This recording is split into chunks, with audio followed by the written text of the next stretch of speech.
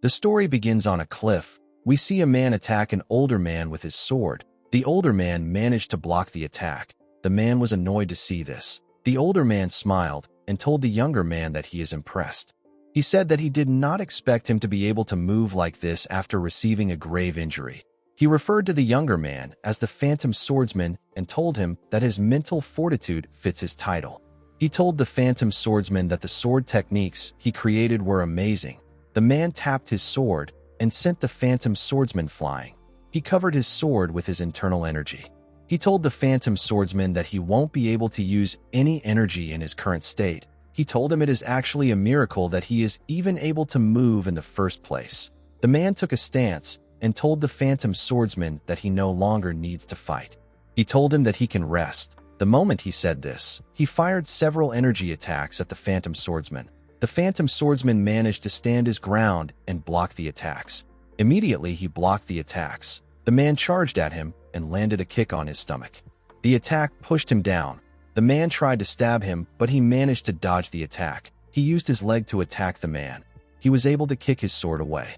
He stood up and rushed to attack the man's head. The man was able to dodge his attack by moving his head to the side. The Phantom Swordsman gave him a punch that sent him flying. He landed on the ground. He gathered his energy in his hand and fired it at the Phantom Swordsman. To his surprise, his attack did not land on the Phantom Swordsman. He was no longer in front of him. The man wondered about where the Phantom Swordsman was. Unfortunately for him, the Phantom Swordsman was already above him. The man noticed a shadow above him. However, it was too late for him to react. The Phantom Swordsman managed to land a clean cut on the man. He tore him apart. After the fight was over, we see the Phantom Swordsman sitting with another man. The man seemed to be blind. He asked the Phantom Swordsman if he has killed the old demon head. The Phantom Swordsman said that he has. He said that this bloodbath, which will go down in history as the Shangxi massacre, is now over. The Phantom Swordsman looked at the bodies around him. He referred to them as shitheads. This martial artist appeared out of nowhere. They called themselves the Black Knight Palace. They swept through more than a dozen smaller sects and clans within the last 3 days. The Phantom Swordsman said that the world was able to witness the alliance of the orthodox and unorthodox factions thanks to the Black Knight Palace. The blind man referred to the Phantom Swordsman as Dako Hien. He reminded him about their promise to have a duel after creating their sword techniques. He told the Phantom Swordsman that he won't be able to fulfill the promise. Hien asked him if this is really what he is thinking about while dying. The man laughed when he heard this. He told Hien that they have dedicated their entire lives to the sword. He said that he has fought countless martial artists and witnessed many sword techniques. He told the Phantom Swordsman that he is yet to see a sword technique as hard to deal with and as keen as his own. He told him that his devotion to the sword surpasses that of anyone else's. Due to this, the man wanted to ask Hien for a favor. Hien asked him to tell him. The man begged him to look after his disciple and the Manhwa sect. The Phantom Swordsman was shocked to hear this. He asked the man if he has lost his mind. He asked him if he has forgotten who he is talking to because he is dying. He reminded him that he is the best swordsman of the unorthodox factions. He could not believe that the man was asking him to look after the Manhwa sect. While he was talking, the man gave him a bead. He told Hien that it is the Plum Blossom Spirit bead. He said that it is a relic of his sect. He asked Hien to give it to his sect leader. The Phantom Swordsman was annoyed to hear this. He wanted to yell at the man. He noticed that the man was breathing heavily. He accepted the beads and told the man that he is also on the brink of death. He told him that he is asking too much of him. The man reminded him that they are each other's sword friends, although he felt embarrassed. He told Hien that he is actually grateful. Hien told him that he should be grateful. He told him that he is going to spend the rest of his life in the Manhwa sect thanks to him. The moment he said this, his friend blew up. His hand and different parts of his body splashed all over the place. Hien was shocked to see this. While he was trying to process what just happened, someone fired a blade made out of energy at him. Hien quickly grabbed his sword. With a look of anger on his face, he fired several slashes at the attack. He managed to block it. He also fired several slashes at the person who attacked them. The person easily blocked the attack by simply waving his hand. Hien was shocked to see this. The man gathered his energy in his hands and fired it at our boy. The attack caused a huge explosion. The Phantom Swordsman fell to his knees. He lost one of his arms. He could not believe what he was seeing. He wondered if it was possible for a person to be this strong. He looked around. He wondered if this was the Black Knight Palace Master. He remembered that he already killed the old man. His corpse was still where he left it. He believed that this must be a hidden disciple of the old man or the real Black Knight Palace Master himself. Heian understood that the man was incomparably stronger than the Black Knight Palace Master, but he did not expect the man to take his entire arm even if he has been weakened by his fight with the old man. He could not believe that the man did this with just his demonic energy. Heian apologized to his friend. He told him that he didn't get the chance to take his body back home. He tapped his leg and said that he will try to keep his promise. The mysterious man was surprised to see that Heian managed to stand up.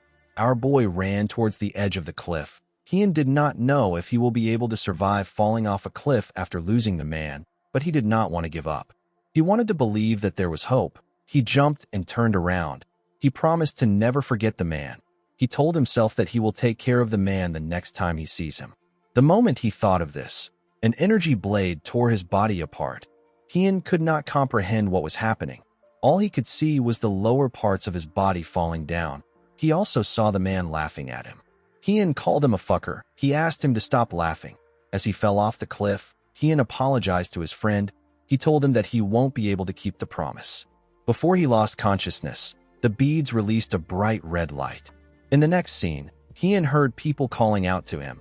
He could not believe that he survived. Someone called him senior disciple. Our boy was surprised to hear this. When he opened his eyes, the person called out to a man known as Elder Baekjin. He informed him that the senior disciple has opened his eyes. Heian did not know why he was calling him senior disciple.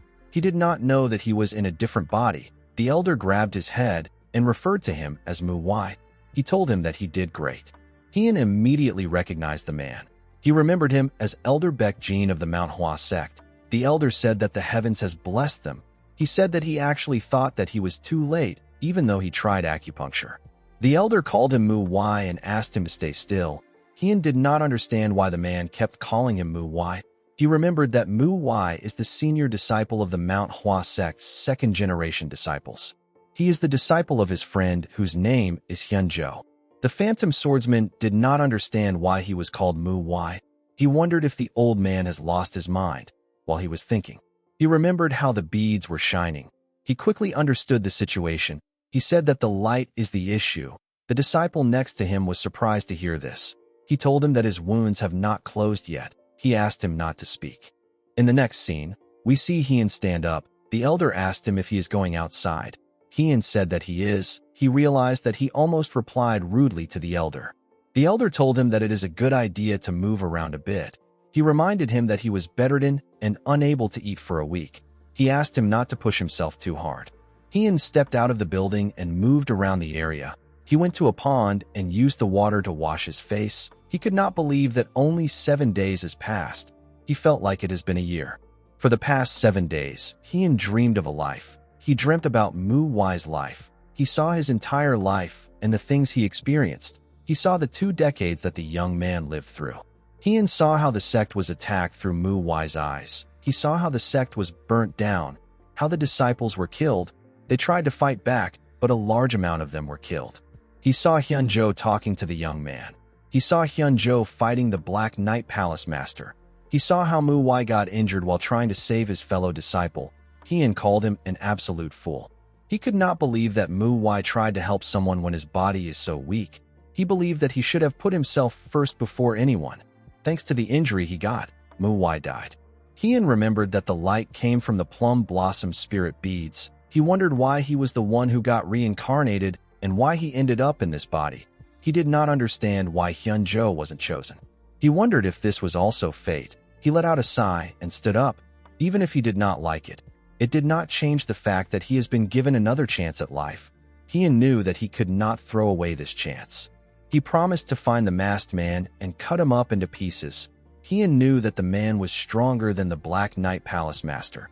He was certain that he won't have been able to defeat the man even if he wasn't injured.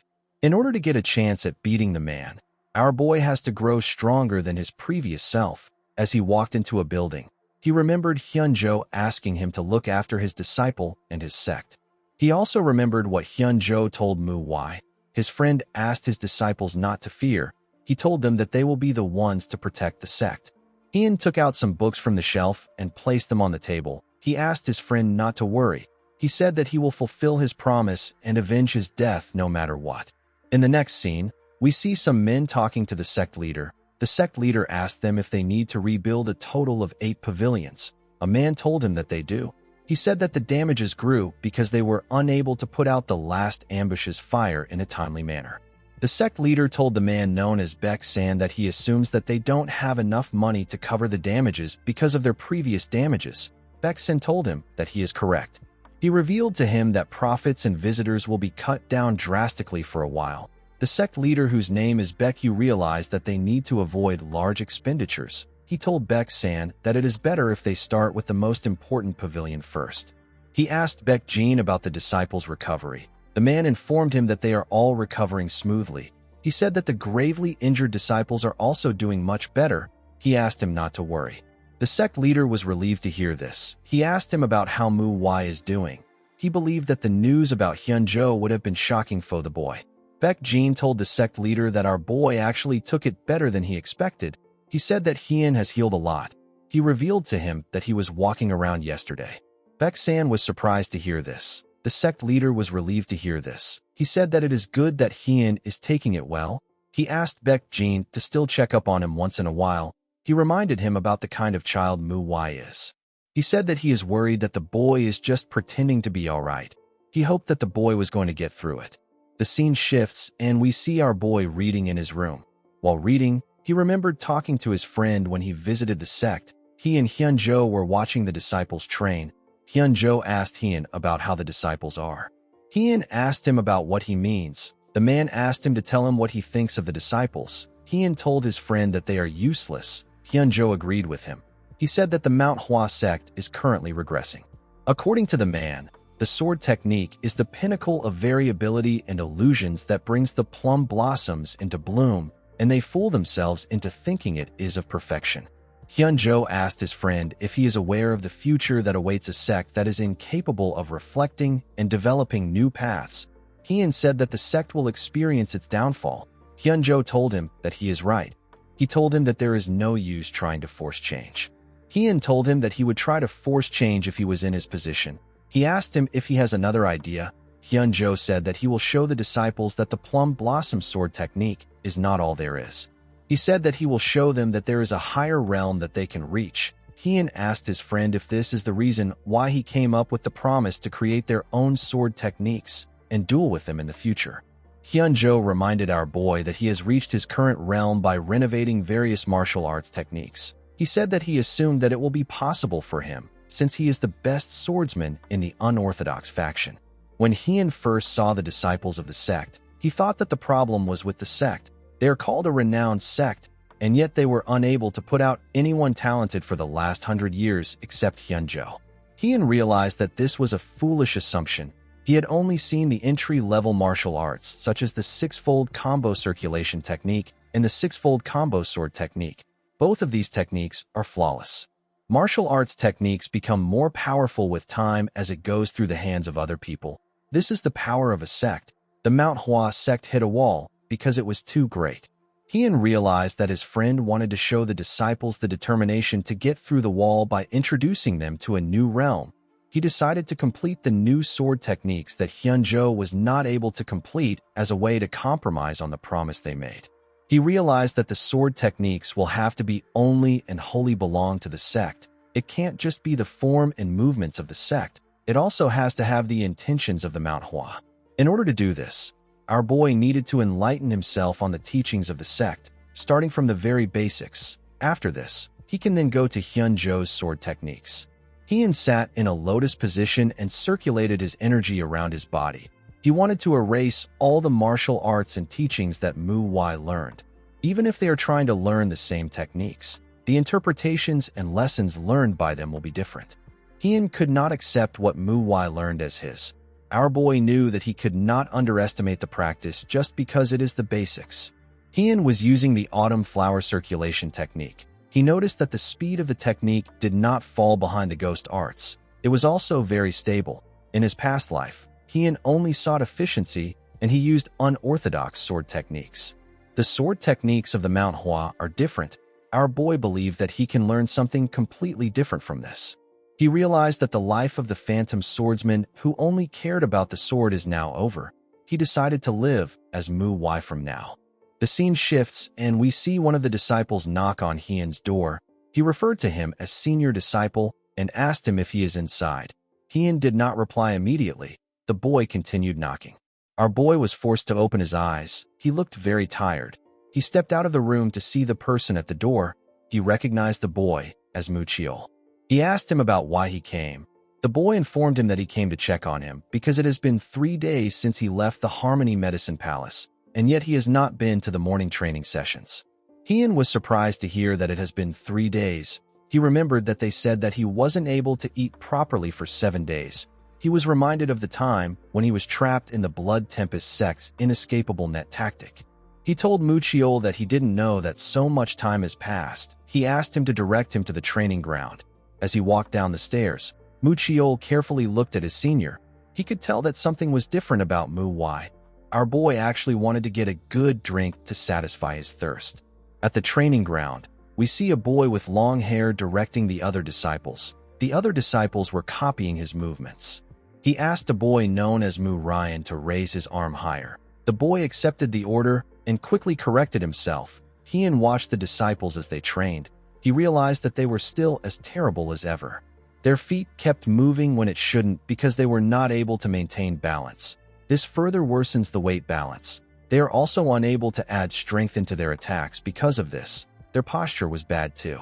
They were completely lacking in basics. Hien believed that it was a complete mess. Fortunately, the instructor wasn't actually bad. Our boy remembered that the boy's name is Mu Jin. He was relieved that there is at least one proper disciple. The boy was actually correcting them well.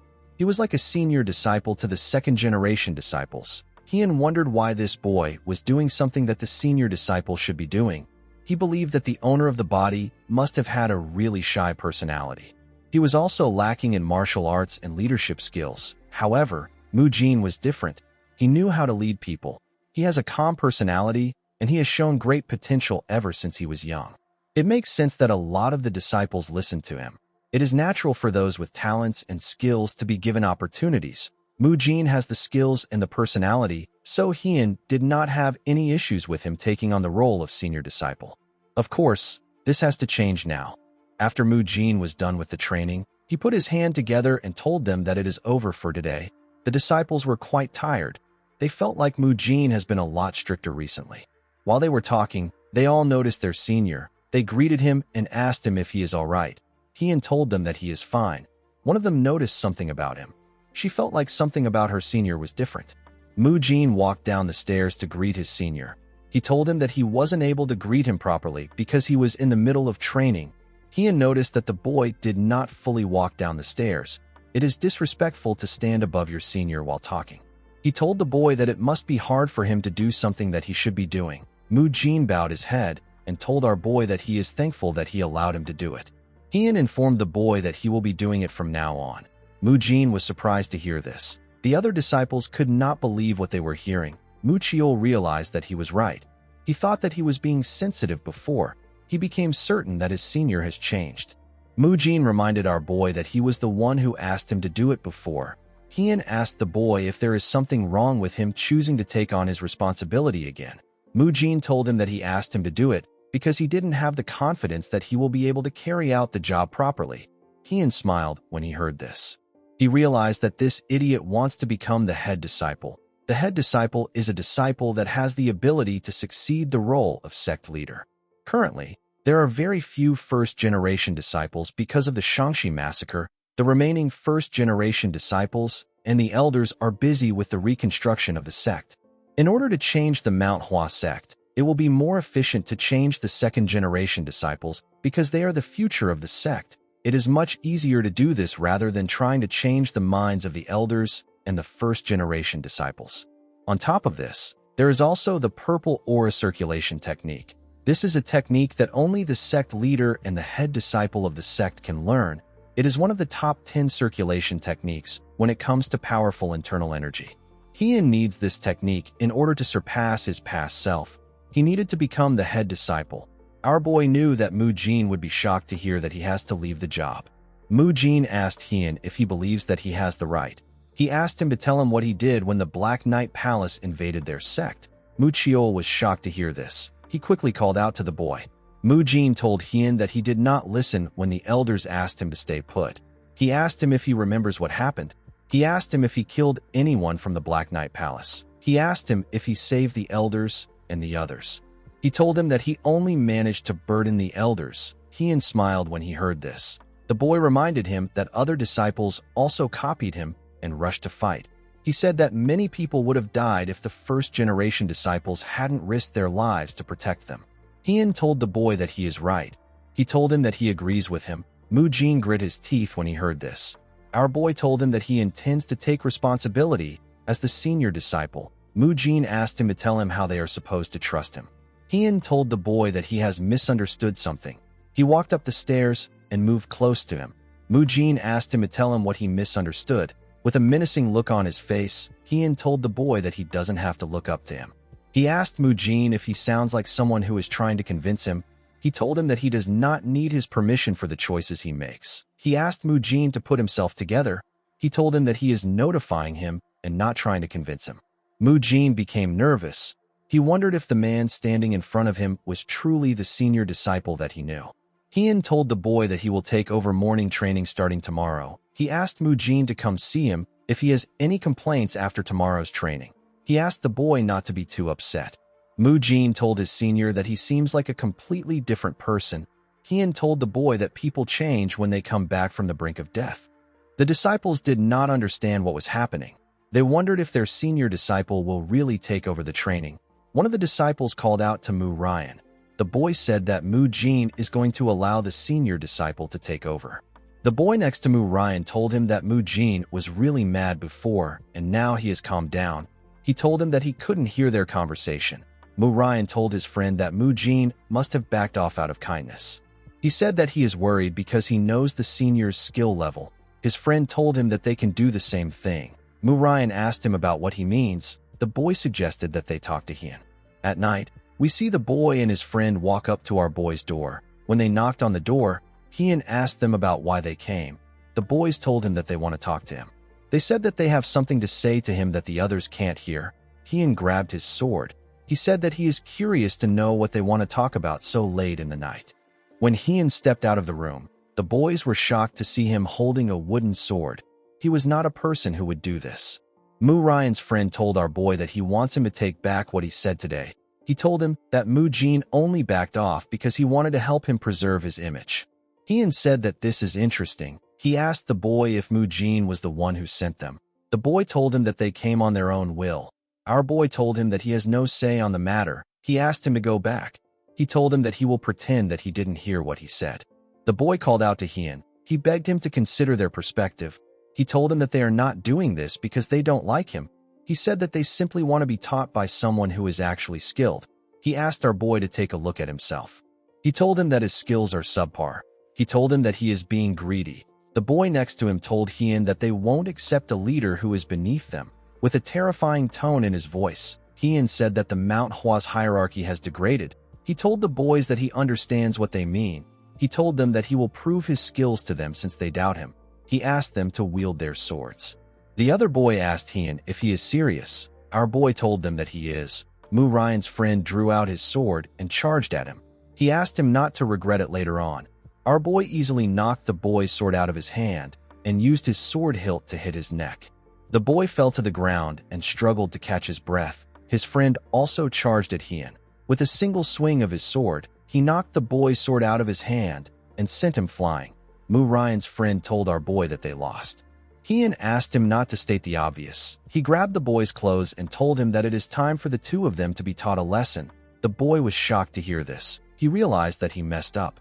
After beating them up, Hien asked them if he has satisfied their requirements. The boys told him that he has. He asked the boys to remind him about what he said he will do if other disciples try to gang up on him again.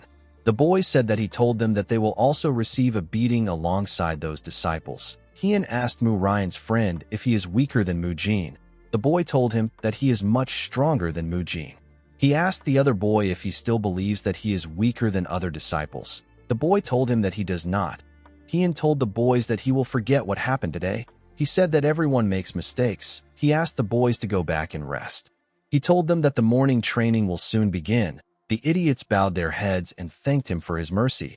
They held on to each other and slowly walked down the stairs. After the boys left, Hien asked someone who was watching about how long he plans to continue hiding. He asked the person to come out. The person came out. He asked Hien if he knew he was there. The person turned out to be Mu Chiol.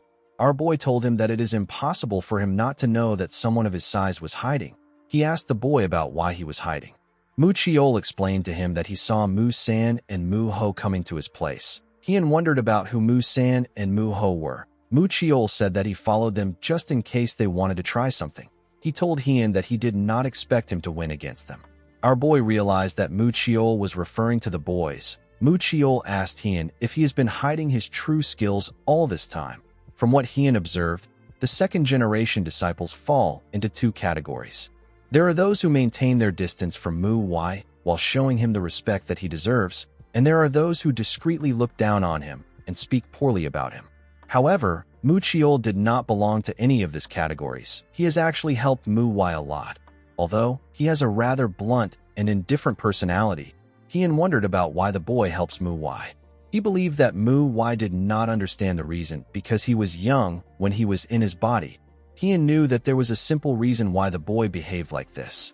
The reason Mu Chiol is willing to help Mu Wai is because Mu Wai is weak to the point where he actually needs help. Mu Chiol was worried that Hien might get injured by Mu San and Mu Ho, so he followed them there to make sure that our boy will be alright. Hien realized that Mu Chiol has always protected Mu Wai all this time. He knew that he had to make a somewhat believable excuse. He told Mu Chiol that he wasn't hiding his strength. He said that he simply reached a new realm of understanding. Mu Chiol was surprised to hear this. Hien told the boy that he will talk about what he has learned during the morning training. He told him that it is late. He asked him to go back. Mu Chiol accepted his order. He watched Hien as he walked towards his door. He was certain that the technique our boy used was the six-fold combo sword technique, which is a beginner-level technique. However, the technique was executed in the most beautiful manner that the boy has ever seen. He wondered about where Hien learned it from. He always thought that our boy was extremely weak, but now he has changed. Mu Chiol looked forward to morning training.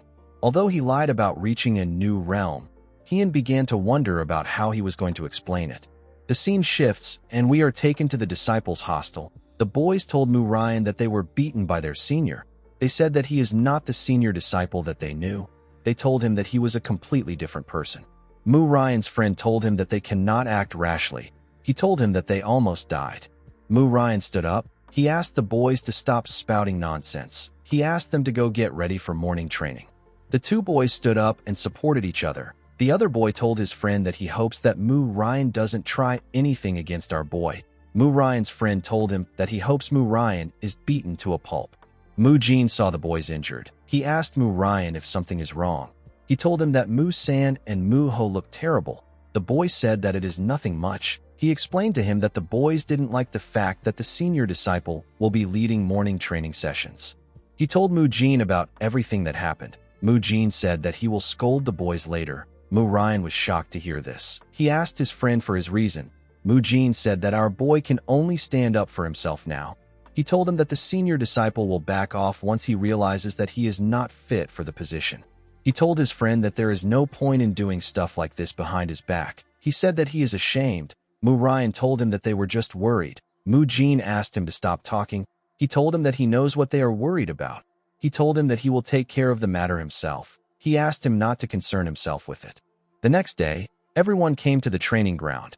Our boy was at the top of the stairs. He told them that he has a few things to say before they begin.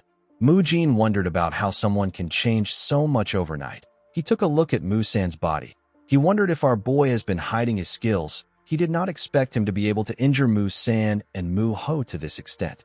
He wondered if Mu Chiol was the one who helped him. He decided to be patient.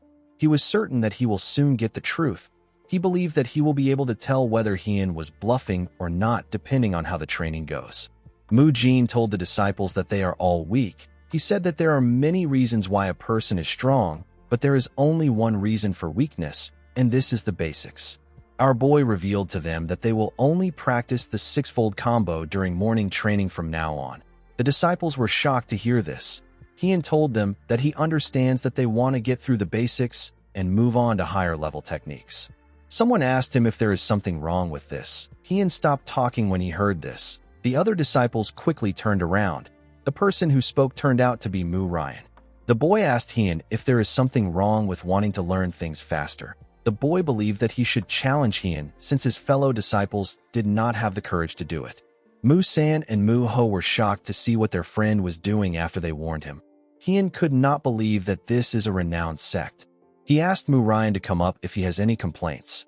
As Mu Jin watched his friend climb the stairs, he wondered about what he was thinking. The idiot smiled confidently as he walked up the stairs. He told Heian that he understands what he is saying. He said that he doesn't think it is a good idea to live the training under his leadership, especially if mastering the six-fold combo sword technique is as important as he said. He told our boy that everyone already knows the level of his martial arts. Heian said that everyone knows that his martial arts is terrible. He told the boy that he must have thought that he should be the one to prove that his martial arts is terrible since no one wanted to do anything. He asked Mu Ryan if this is what he is trying to say. Our boy told him that it is fine. He said that he wasn't expecting everyone to just accept him from the beginning. Heian turned to the disciples. He announced that he will not take a single step from where he is standing. He said that he will block Mu Ryan using the six-fold combo sword technique. The disciples were shocked to hear this. Our boy told them that Mu Ryan will win if he takes a step or if Mu Ryan's sword manages to touch him. He said that he will take back what he said about teaching the six-fold combo sword technique, and he will stop leading the morning training if Mu Ryan wins. Mu Ryan told his senior disciple that he is too full of himself just because he beat Mu San. Heian told the boy that he doesn't know what he is talking about. He said that Mu San and Mu Ho must have sustained some serious injuries somehow. Mu Ryan asked Heian not to hate him too much even if he loses in front of all these disciples. Our boy told him that he won't. He advised the idiot not to cross the line. Mu Ryan charged at Heian. He attacked him at a decent speed. Our boy easily blocked his attack. The boy tried to attack him in different places, but Heian easily blocked the attacks. The disciples were shocked to see this. Mu Ryan increased his speed and attacked faster, but Heian was still able to block the attacks. He changed his stance and increased his speed again. The other disciples were shocked to see him using the concentrated wind sword. It is a technique known for its speed. It is a technique that Mu Ryan can use best out of all the second-generation disciples. Mu Chiol noticed that Mu Ryan has gotten faster since the last time he saw him use the technique. Despite the fact that he has gotten faster, Heian was blocking the technique with ease. Our boy told Mu Ryan that he needs to use more strength in his shoulders when dealing with him compared to the other second-generation disciples. He told the idiot that he is less terrible than the others. He asked him if he has anything better. Mu Ryan grit his teeth out of anger. Although he was frustrated, he didn't actually have anything better than this. He wondered about what he should do. The other disciples wondered if this is really the senior disciple that they know.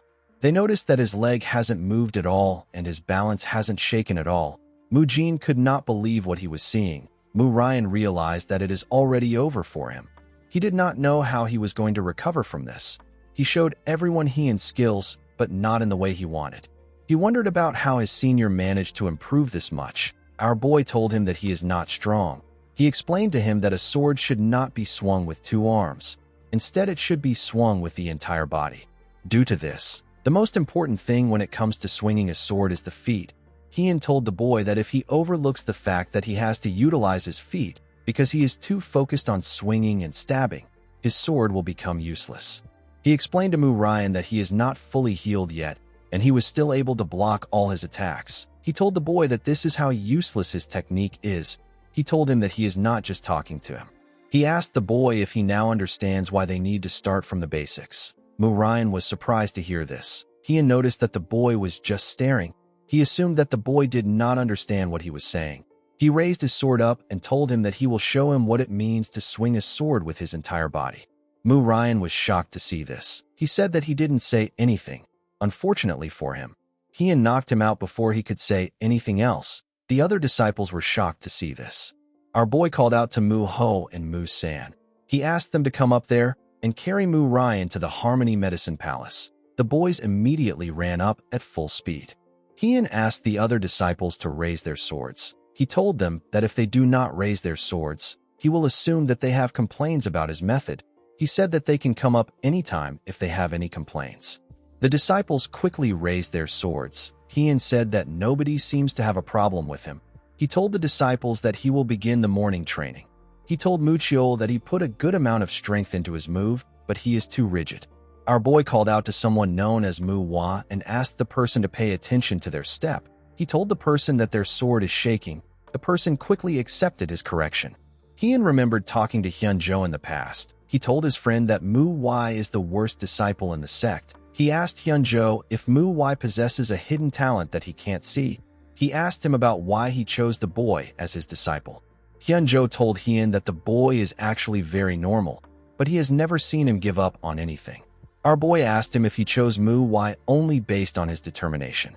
Hyunjo explained to him that the other talented disciples reach enlightenment regarding their martial arts on their own. However, this is not the case for Manhwa. Hyunjo told his friend that to create a martial master out of an ordinary person is the duty of a mentor and the essence of martial arts. Heian actually wanted to pick out a few talented disciples and train only them. However, he is no longer the Phantom Swordsman. He is now the senior disciple. He is now a man who leads the second-generation disciples of the Manhwa sect. He cannot leave a single person behind, and he has to stick together with them till the very end. Heian believed that this was the most fitting thing for Manhwa and the sect. Our boy actually never properly taught the disciples he had in his past life. Yet he suddenly has to train this guys from rock bottom. Having disciples was a lot more annoying than he anticipated. Heian hoped that Hyunjo will buy him a good drink if they ever meet again after his death.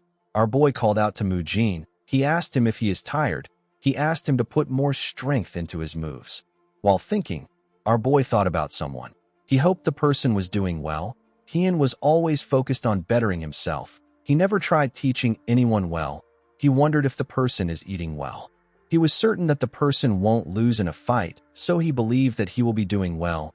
He hoped to see the man again someday. In the next scene, we see the second-generation disciples carrying logs of wood on their backs. Their proper training had just began. Heian knew that this training was going to be very hard because they had to start from scratch. However, he was sure that the plum flower they will blossom through this trial and hardship will possess a scent so deep and strong that no one will be able to imitate it. Our boy also had a long way to go in his training. The scene shifts and we see Heian in the Crimson Forest. It was a place that had hundreds of plum blossom trees. Heian's first step in changing the Manhwa sect was to raise his own martial realm. One of the most important things when it comes to this is a person's senses. The sharper your senses, the easier it is to notice small changes. This naturally helps in training martial arts. While trying to focus on his senses, Heian noticed something odd. He noticed it when he first opened his eyes, but he did not think much about it. Now he is certain that someone is watching him. The person didn't seem threatening. They were simply observing him. Heian wondered if it is out of curiosity. Our boy was not yet good enough to know who was watching him. Of course, this was just for now. Heian knew that he will eventually be able to find out who it is. Our boy went into a building. He saw a man known as Hyun-gak. He bowed his head and greeted him.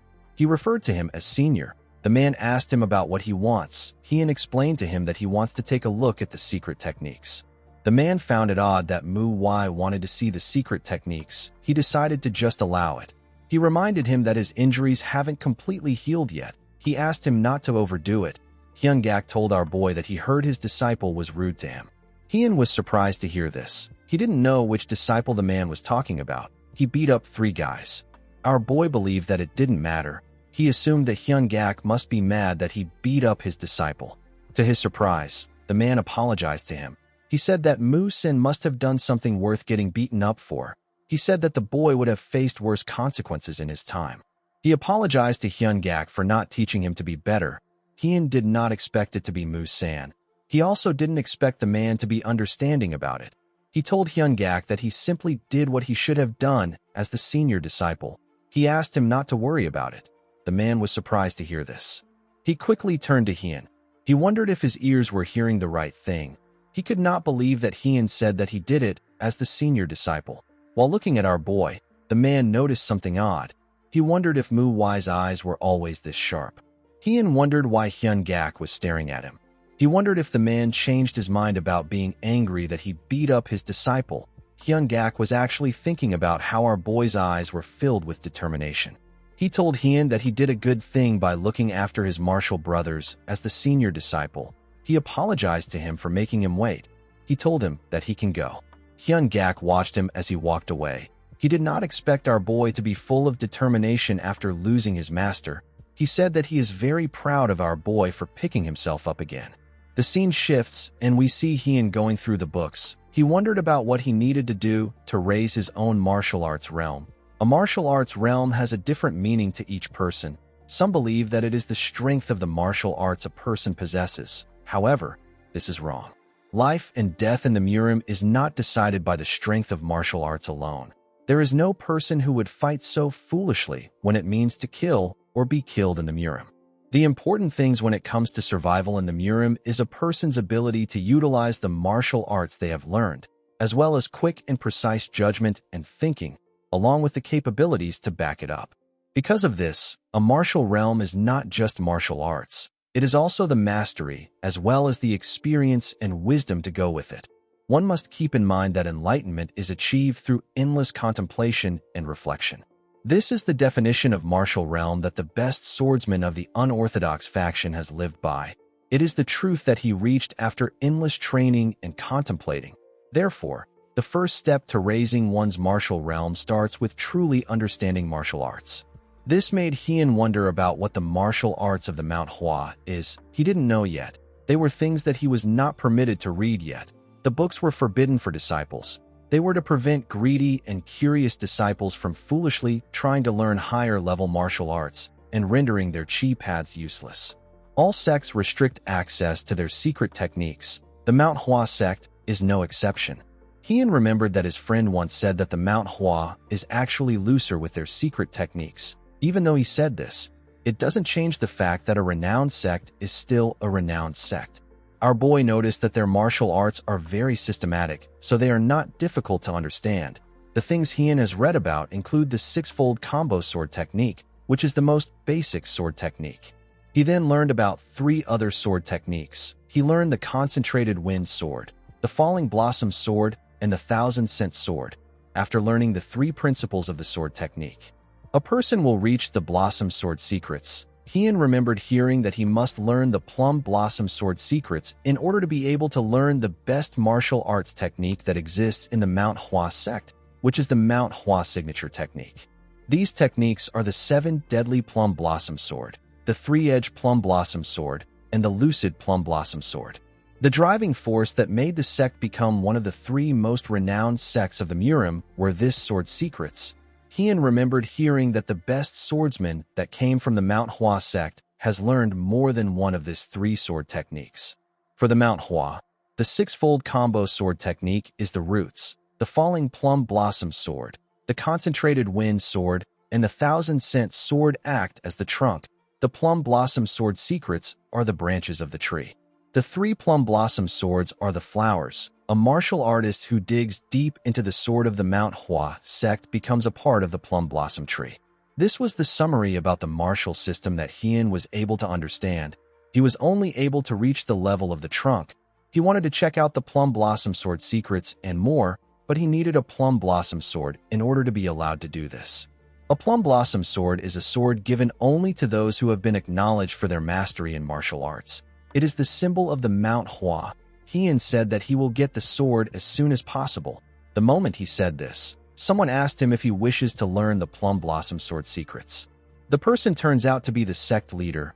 Hyun recognized the man. He quickly stood up and greeted him. The sect leader explained to him that he came to see who was in this section because it has been a while since someone has been there so late in the night.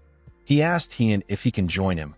Our boy asked him to sit. He looked outside the window to see the moon. He did not know that it had gotten so late.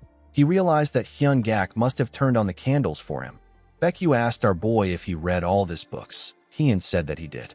The man revealed to him that he heard that he is training the 2nd-generation disciples with the 6-fold combo sword technique. He asked Hyun if he is the one leading the morning training. Our boy said that he is. The The sect leader remembered that Mu Wai has always hesitated to answer his questions in the past. Even when they were simple questions, Heian realized that Baekyu simply wants to check on Mu Wai. He wanted to see if Mu Wai is alright, whether he has really gotten over his master's death. He wanted to confirm if the boy was not pretending to be alright and overworking himself in the process. He wanted to see how Mu Wai was faring.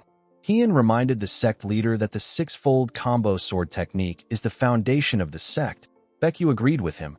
Our boy revealed to him that the second-generation disciples have started on the wrong foot. Baekyu was surprised to hear this. Heian told him that it is as if they have not begun to train. He was certain that the leader of the sect would know how terrible the second-generation disciples are. He believed that if he told Baekyu what he has always thought, he would feel reassured that they think the same way on the issue. Baekyu actually believed that our boy was in a much worse state than he thought. He wondered if this was the same Mu Wai that he knows. Mu Wai was always an innocent child who could never say anything negative about anyone. He wondered about how the boy became like this.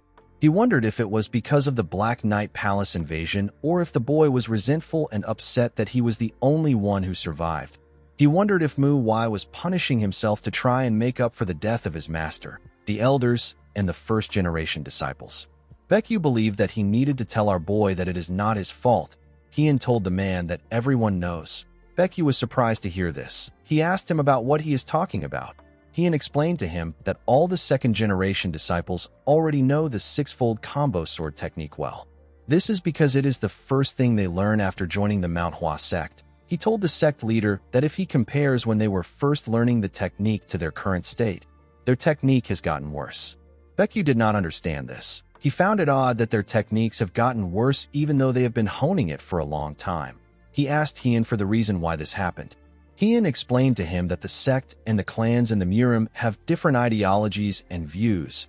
Naturally, these views and ideologies are melded with their martial arts. A sect or a clan's martial school is an expression of that organization's ideologies through martial arts. The Wudong sect's Taiji Fist and their Taiji Enlightened Sword Arts. The Diansong sect's Sun-Shattering Sword Technique and their Silver Moon Splitting Ray Blade, and the Qingqing sect's Azure Cloud Crimson Dawn Slash and their Four Heavens Ray Sword are examples of this. Therefore, to learn a school of martial arts is not just to train the body, but to explore and understand the ideology of that sect or clan. Baekyu noticed that Heian was calmly explaining. For some reason, our boy was reminding him of Hyunjo. Heian explained to him that the second-generation disciples are only focused on blossoming the plum flower. He said that this is not actually wrong, but it is not wise either. The sect leader asked him about what he proposes that they do. Heian said that he needs to help them realize that learning the signature technique of the sect is not the point of a martial school. He said that training endlessly to explore and understand the ideology and applying it to daily life is the essence of a martial school. Heian said that the plum blossom flower isn't the end of it all.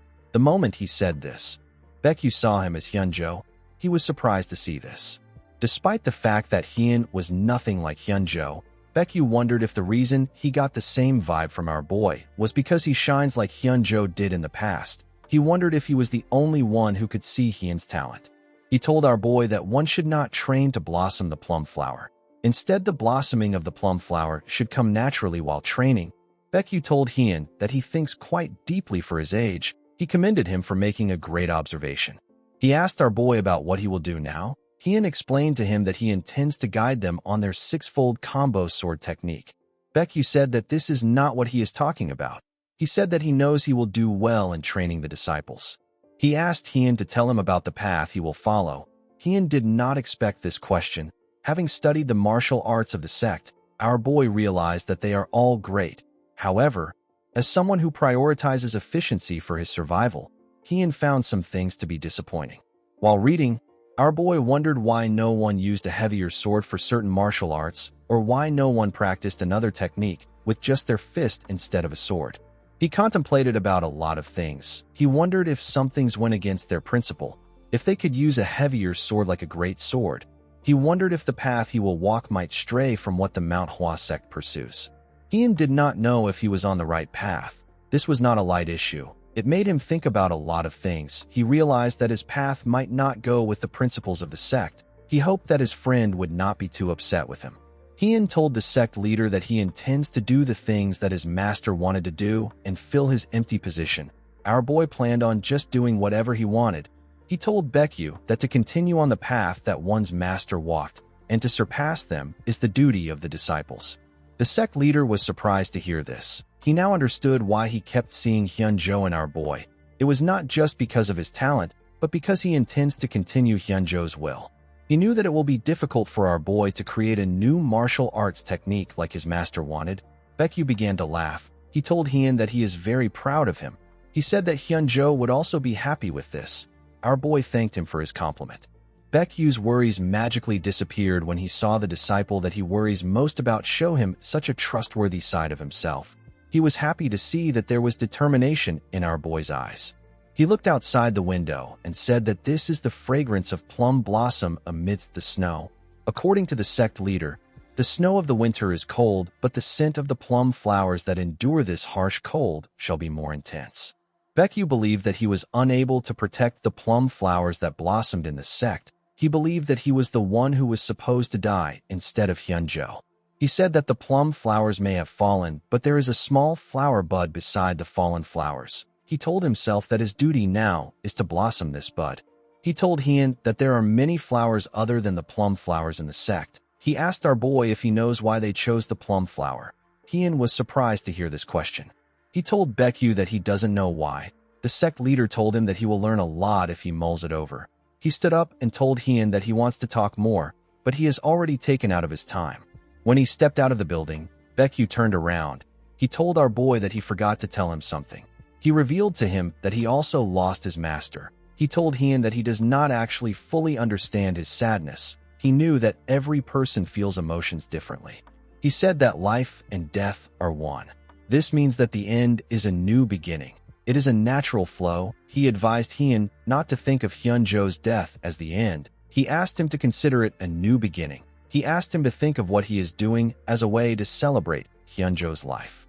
He said that this will help with the grief. He told him that Hyunjo would have also wanted this. Heian realized that it is not a bad thing to say that he is celebrating his friend's life. He thanked the sect leader for his wisdom. Baekyu smiled and walked forward. The scene shifts, and we are taken to the past. We see someone refer to Heian as his junior. The man told him that he heard he is skilled with the sword. He told our boy that he looks so fragile. Heian asked the man if he wants to die. The man told him that he is arrogant and rash. He said that these two qualities are perfect when it comes to growing muscles. He said that he came up with a new way to train. He asked our boy if he wants to try it out. The scene shifts, and we are taken back to the present. We see Heian doing pull-ups on a tree. He had some logs of wood tied to his legs. The less trained a person is, the more effective this training method is. Heian did not expect his connection to the crazy old man known as Iron Mountain Fist King to be helpful one day. It was a rather brute way of training, but it definitely works. He knew that he would see the effects soon if he keeps at it. While he was training, a disciple ran to meet him. She called out to him. She told him that this isn't the time to be training. She said that it is finally time. Heian asked her about what it is time for. With a smile on her face, the girl revealed to him that the sect leader asked him to make a trip down the mountain. In the next scene, we are taken some days back. We see the elders and the sect leader having a meeting in a building that was partially destroyed. Someone brought up an issue concerning the third-generation disciples. The elders said that they are already very late. He said that they need to prepare right away. Baekyu said that they should have already taken in third-generation disciples by now, but they couldn't do anything because of the Shanxi massacre. An elder suggested that they take in disciples from the outer sects so that they can show them that they are doing well. Baekyu agreed with the man. Another elder said that they need to send a disciple to check in on the Shanxi outer sect. He said that the Unorthodox Alliance or another evil organization is probably trying to fill the power vacuum that was left in Shanxi. The sect leader realized that they could not push this issue any longer. Outer sects are martial halls that were set up outside of the Manhwa to teach the martial arts of the sect. The influence and power of an outer sect comes from the main sect's fame and martial prowess. Because their forces were weakened by the Shanxi massacre, the other sects were feeling anxious. The Shanxi outer sect was the one that took the biggest hit. Baekyu knew that he will reassure the outer sects if he sends in a disciple to check on them and see what they need. He knew that they could not brush this matter off anymore. He suggested that they send down a second-generation disciple. He said that it is about time they experienced the Murim. One of the elder agreed with him. Baek-san said that he is worried. He told the sect leader that it's still messy right now. He suggested that they pick a few of the most talented disciples. An elder asked him if he is referring to the 3 flowers. Baekyu said that they should send Hien. The man agreed with him. Immediately he agreed with him. He realized that the sect leader was talking about Hien. The other elders were also shocked to hear what Baekyu said. They all remembered how our boy was covered in bandages. Baek-san said that he is a bit worried about our boy. The sect leader told him that Hien has changed a lot in the past month. He assured the elders that our boy will be fine. In the next scene, we are taken to Pasang City. We see Hien, Mu Cheol, Mu Jin, and another disciple in the city. Hien was happy to be outside. Although it was a small town with nothing really noteworthy, our boy was still relieved that they sell drinks. While he was looking around, the girl asked him to look at something. She showed Hien a chicken. She said that she never knew that chicken could look so tasty. She said that it looks different than the wet chicken they eat. She looked around and said that she can smell more good food. Mu Jin called out to the girl known as Mu Hua. He asked her not to forget that she is wearing the Manhwa uniform. The girl was not listening to him. She was very focused on the different dishes around them. While they were walking, Mu Hua asked them to take a look at another food. She asked Mu Jin to tell her how he does not like good food. The moment she said this, someone walked past her and hit her on the shoulder. Mu Hua turned around and glared at the man. The man and his gang stopped moving. Mu Jin wanted to tell the girl to apologize, but Hien signaled him to stop. The man noticed the 2 plum flowers on her clothes. He realized that she is a second-generation disciple of the Mount Hua. He asked her if this is her first time in the Jianghu. He asked her if the Mount Hua sect did not teach her how to ask for forgiveness. Mu Hua was annoyed to hear this. The man told her that she bumped into him first. He asked her to apologize. The girl told him that he actually bumped into her. The man told her that she wasn't watching where she was walking. Due to their clothing, Hien was able to tell that the man and his gang belonged to a criminal organization. He could tell that they took over the power vacuum left by the Shangxi outer sect, but he did not expect them to pick a fight with him. Even though they took a hit from the Shangxi massacre, it wasn't so bad that some lowlifes could look down on them. Our boy realized that someone more influential was backing them up. Hien didn't actually care about who was backing them. He wanted the kids to experience this. They needed to learn how to deal with people like this. While he was thinking, our boy noticed that one of the man's friends was staring at Mu Hua's boobs. He pointed a sword at the man's eye. He asked him to tell him what he is looking at. The man became scared. Hien revealed to him that he knew that he was the one who bumped into her from the beginning. He explained to him that he was waiting to see how he will act, because he was looking down on them, because he knew that this was their first time in the Jianghu. He told the man that he has crossed the line. He told him that he has started a fight with the Mount Hua sect. He said that he wants to see what the Jianghu underworld thinks of their sect.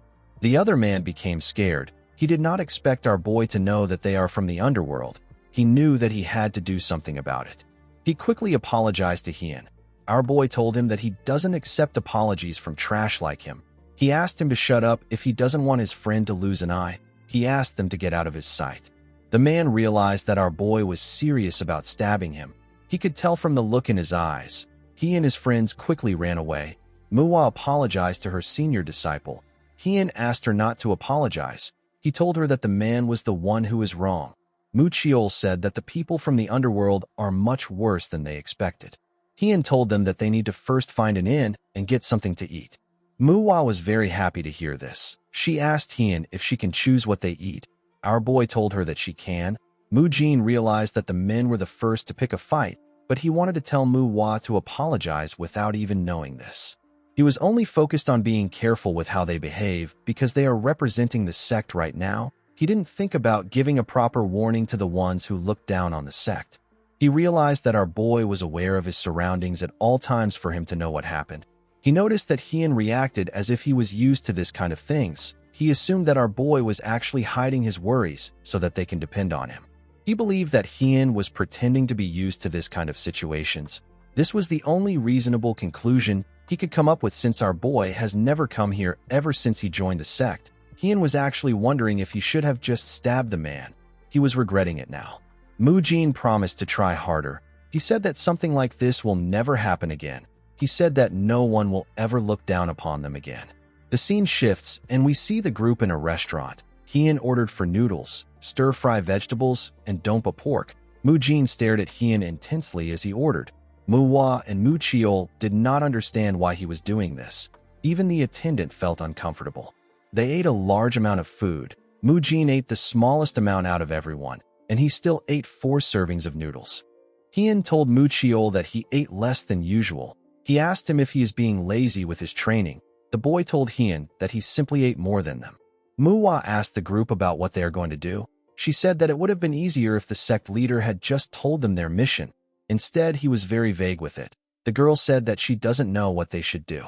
Hien asked her if anything noteworthy happened today. The girl said that some people picked a fight with them. She realized that our boy was referring to the underworld. Hien reminded them that the sect leader gave them his full trust to make their own decision. He said that he is thinking of killing the people from the underworld. He quickly changed his words and said that he is thinking about teaching the bastards from the underworld a lesson. The group became worried when they heard him change his words. Hien asked them about what they want to do. Manhwa said that it won't be a problem for them to look into things. Our boy asked Mu Jin about what he will do. The boy suggested that they gather some information on them first before they decide on what to do. Manhwa agreed with him. Mu Chiol said that gathering information is good. Since they all agreed, Hien ordered them to collect all the information they can get on the underworld until tomorrow evening. The scene shifts, and we see Hien on top of a roof. He wore a hood and used it to cover his face. He looked down at some men harassing a lady. One of the men stretched out his hand and told the lady that they are the nice thugs who accept little money. Underworlders is a term used to refer to those who commit immoral acts with incorrect beliefs. Although the term itself may seem to refer to demonic forces like the Black Knight Palace, their biggest difference is their goals. The Underworlders seek money, pleasure, or just cheap thrill of dominion from bothering the weak. The woman began to shake. Another man corrected his friend. He told him that his calculations are a bit off. He said that the interest rate has gone up recently. He said that he forgot about it. The woman was shocked to hear this. While staring at her boobs, the bald man said that they need to collect their money. He told her that she can pay him with something else since it is his fault. In a way, organizations that commit murder can also be considered as underworlders since they kill anyone as long as they are paid. However, these people are just called assassins. To the average person, underworlders refers to the thugs and ruffians who enjoy their cheap and dirty lives. They can never become anything more than thugs. Hien came down from the roof and walked up to the men. He told them that he doesn't know if they are arrogant or ignorant. He said that he cannot understand them. The men were surprised to see him. The other man said that he asked someone called Yungbong to be on the lookout for them. He wondered about where the person went. He believed that the man got tired of waiting and left like a bum. Hien had actually knocked him out. Hien asked the men to tell him who they believe in to be acting like this. He asked them if there is someone backing them. The men did not know what he was talking about. The bald man asked him if he wants to fight. He asked him to get lost if he doesn't want to die. Our boy realized that he had to look into things by himself. He came to meet the members for a different reason. The other man asked Hien to leave. He asked him to stop mumbling nonsense. He asked Hien to get lost again. The moment he said this, Hien appeared in front of him and used his knee to kick his face in. The man was sent flying. The bald man was shocked to see this. He asked our boy about what he is doing. Before the other man could get up, Hien moved close to him and gave him a heavy kick that knocked him out. The bald man was shocked to see this. He let go of the lady. She quickly ran once she saw her opportunity. Hien referred to the bald man as Pig. The man quickly answered him. Our boy noticed that he had learned some third-rate martial arts. He asked him to come at him with some killing intent. He told him that he will let him live if he does this. He asked him to also hand over the wallet in his hand. In the next scene, we see a man peeing. His friend asked him if he will piss all day. The man asked him to stop nagging him. His friend told him that he will be sober by the time he is done.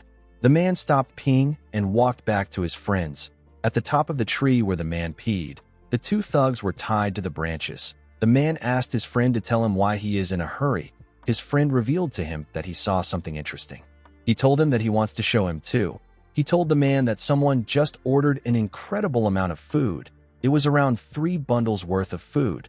The man asked his friend about where the person went to in that short period of time. The scene shifts, and we see the other disciples making inquiries and following the underworlders around. They even listened to their conversations. In the next scene, we are taken to another part of town.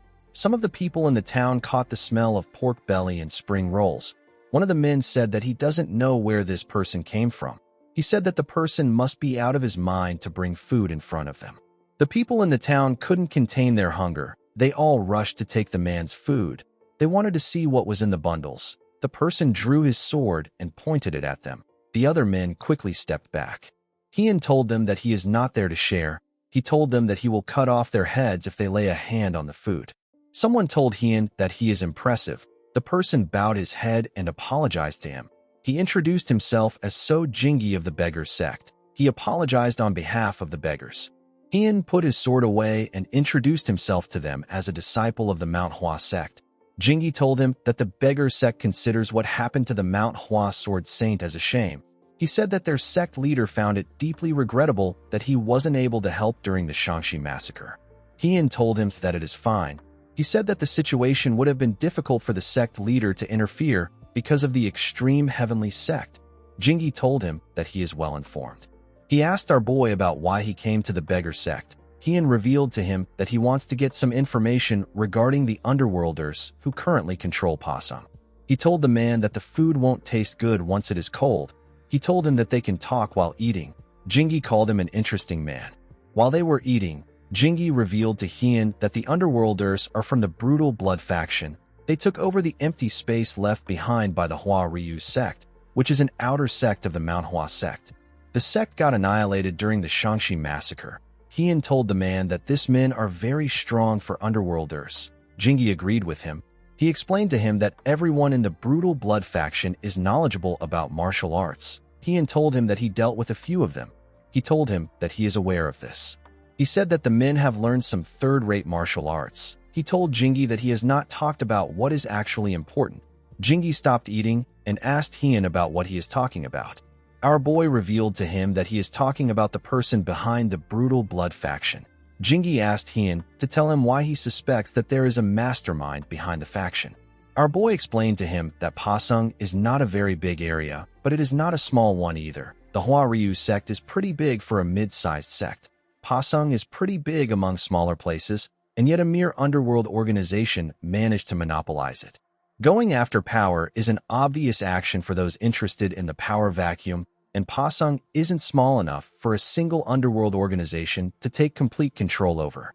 It would make more sense for dozens of underworld organizations to split control over parts of Pasang and compete against each other. Jingi told our boy that he is very discerning. He said that he finds it hard to believe that he is just a mere rising prospect who is new to the Jianghu. He explained to Hien that he didn't avoid the topic because he was trying to hide it. He said that he simply wasn't sure yet. Hien assured him that it is fine. He asked him to speak. The man asked him not to be surprised. He revealed to our boy that there is a martial artist that is often in contact with the brutal blood faction. He said that the martial artist is from the Nine Hells Sword sect. Hien did not expect this. The Nine Hells Sword sect is one of Shangxi's big 3 sects. It is next to 2 of the 10 largest sects. Yet the Nine Hells Sword sect has never cared about the Manhwa or the Zhongnan sect. Due to this, they not only have a strong nonchalant disposition, but they are also much bigger than the Manhwa sect in terms of scale. Hien found something strange about the sect. If they were the one responsible for this, they could have just flaunted their ambition. He wondered if the sect has the ability and time to focus on a place like this. Jingi said that he is not certain if the Nine Hells Sword sect is the mastermind. This is because they wouldn't care about how it looks. They will blatantly cause a ruckus. Hien told the man that the Nine Hells Sword sect wouldn't intervene here. Jingi told him that he is well informed. Our boy told him that he is curious about the identity of the martial artist. Jingi told him that he suspects the Red Wolf sword from the Nine Hells Sword sect. Hien was surprised to hear this. He asked the man if he is certain. Jingi said that he is. He believed that Hien knew him because of his reaction. He said that it would be stranger if our boy had not heard of him. Jingi advised Hien to be careful with his plans. Our boy thought about the name of the martial artist. He realized that he has never heard of anyone called the Red Wolf sword. In the next scene, we see Hien looking outside his window in his room. He could not believe that he was unable to get any information about the Red Wolf sword. He remembered how Jingi offered him a drink. Our boy believed that it was just tea. He assured the man that it is fine. He told Jingi that someone might mistake the tea for alcohol. Jingi laughed and told Hien that he was actually mistaken. Hien wanted to play along with the man. He was certain that he will be able to get some information about the Red Wolf sword if he does this. His plan was to take a little bit of alcohol until he gets the information he needs. However, our boy did not consider an important factor. He forgot that wine tasted way too good. Jingi asked him if he likes it. Hien said that it has been a long time since he had a drink. Jingi was surprised to hear this. He reminded our boy that this is his first outing in the Jianghu. After hearing this, Hien kept drinking. He did not expect the drink to be so good. He was only able to stop after the beggars got knocked out. Our boy believed that he will be fine even if he didn't get the information he wanted. He already had some assumptions. He already knew how he was going to act, but he did not know what the junior disciples will do. He closed his window and looked at the bottles on the ground. He told himself that he still has some time left. He said that he will enjoy the leftover wine. At night, we see the junior disciples in our boy's room. Manhwa and Muchiol noticed that they could smell alcohol. Hien had pushed the bottles under the bed. Manhwa saw the bottles. Our boy asked the disciples to tell him what they learned. Manhwa asked him if he was drinking while they were gathering information. With a serious look on his face, Hien said that he wasn't. The girl asked him if he is certain. Hien told her that he won't repeat himself. He asked her to tell him what she learned. Mujin revealed to him that the Underworlders have taken over the power vacuum left behind by their sect's outer sect. He said that they now have control over Pasung. Manhwa told Hien that the Underworlders are dirty, evil bastards who are always dining and dashing. They steal money from civilians and resort to violence whenever the civilians don't cooperate. Manhwa said that it is not uncommon for them to beat a person to death. Muchiol said that the biggest problem is that they have learned martial arts. Although it is a third-rate martial arts, it is still very dangerous when used against people who haven't learned any martial arts. Hien commended them on gathering this amount of information with the little time they had. He told them that he will now tell them what he learned. He told them that all they said was true. He said that there is something they need to be skeptical about. He asked his juniors about how the Underworlders learn martial arts. He said that it is actually not hard to learn a third-rate martial arts. It is also easy to acquire books of this level. However, the Underworlders are the type of people who would never touch a book on any given day. Some of these idiots are so far gone that they would use the books as fuel for a fire. Hien said that it doesn't make sense for all of them to learn a third-rate martial arts through a book. He said that someone must have helped them. He revealed to them that he looked into who it might have been and why they did it. He said that he found out who it was, but he wasn't unable to uncover the reason. The disciples were surprised to hear this. Mujin asked him about who the person is. Our boy revealed to them that it is the Red Wolf sword from the Nine Hells Sword sect. The disciples were shocked to hear this. Mujin could not believe that they were not dealing with some lowly criminals. Hien said that he wanted to ambush them and wipe them out. He asked them about what they think. Mujin could not believe that Hien was actually thinking of doing something. He feared the power of the Nine Hells Sword sect. Muchiol said that he doesn't know the reason why the Nine Hells Sword sect is working with a criminal group. He said that this is a decision that they cannot make on their own. He said that it will be best if they report to the elders before doing anything. Mujin was happy to see that Muchiol was saying what he was thinking. Manhwa told our boy that she agrees with him. She said that this is injustice. She told him that they need to stand up to these criminals. Mujin was shocked to hear this. He believed that this was wrong. He believed that they needed to consider the situation they are in. Their sect was already overwhelmed with the recovery from the Shangxi massacre. It will be disastrous for them to clash with a big sect like the Nine Hells Sword sect. The boy believed that they must avoid this at all cost. He told Hien that it is too dangerous. He said that it would have been fine if it was just the Underworlders. However, it is different if the Nine Hells Sword sect is behind them. He told our boy that he is worried that they might be starting a war with them. Hien told him that he is thinking too much. He told him that he understands. He asked him not to worry because something like that won't happen. Mujin was surprised to hear this. He asked our boy about why he is so certain. Hien explained to him that this isn't how the Nine Hells Sword sect operates. He said that the Nine Hells Sword sect is a rather tyrannical organization. If they wanted to eliminate an organization, they would just start a fight. They wouldn't act behind the scenes. They would just go straight to the point. With the situation the Manhwa sect is in, the Nine Hells Sword sect could invade them and wipe them out anytime they want.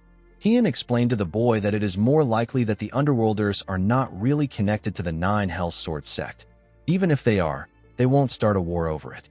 He asked Mujin to follow him now that he understands. The boy was shocked to hear this. He asked Heian to wait. He asked him about where he got the information.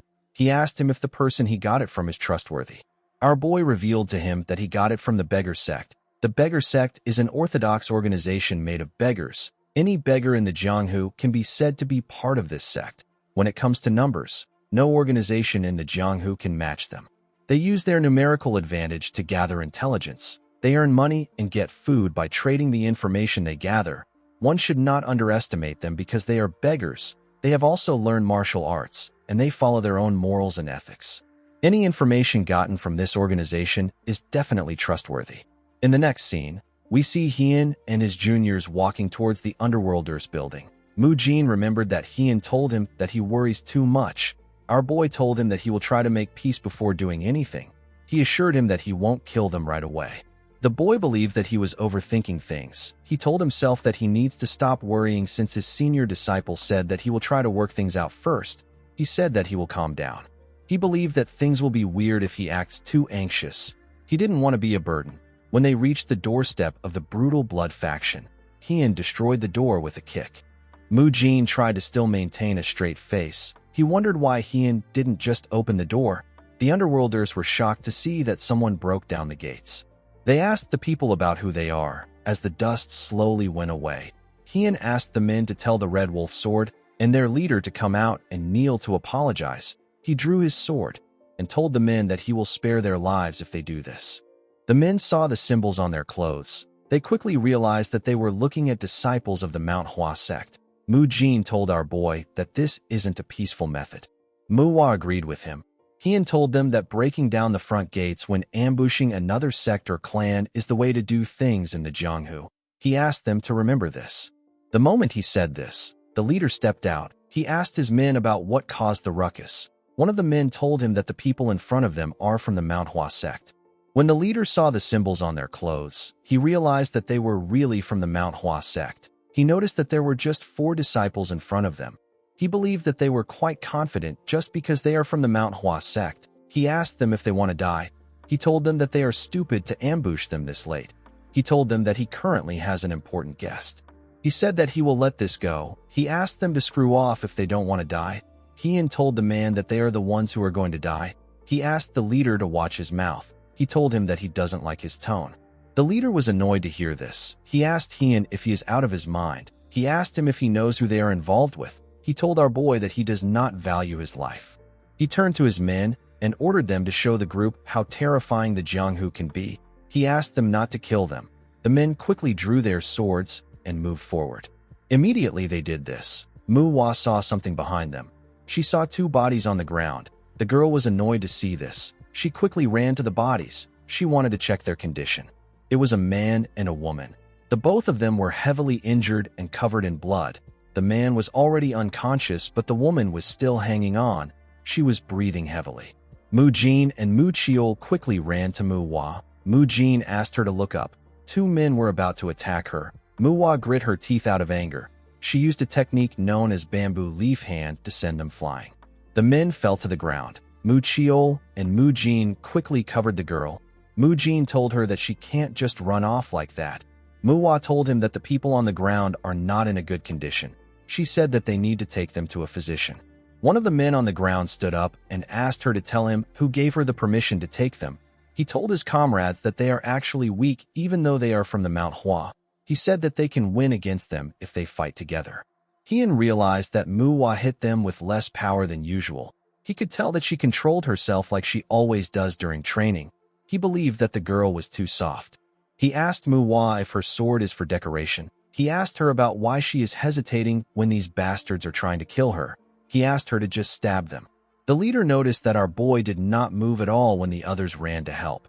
Just by looking at Heian's face, he could tell that our boy was sick and tired of this whole thing. He believed that Heian must be confident in his skills. He decided not to fight him.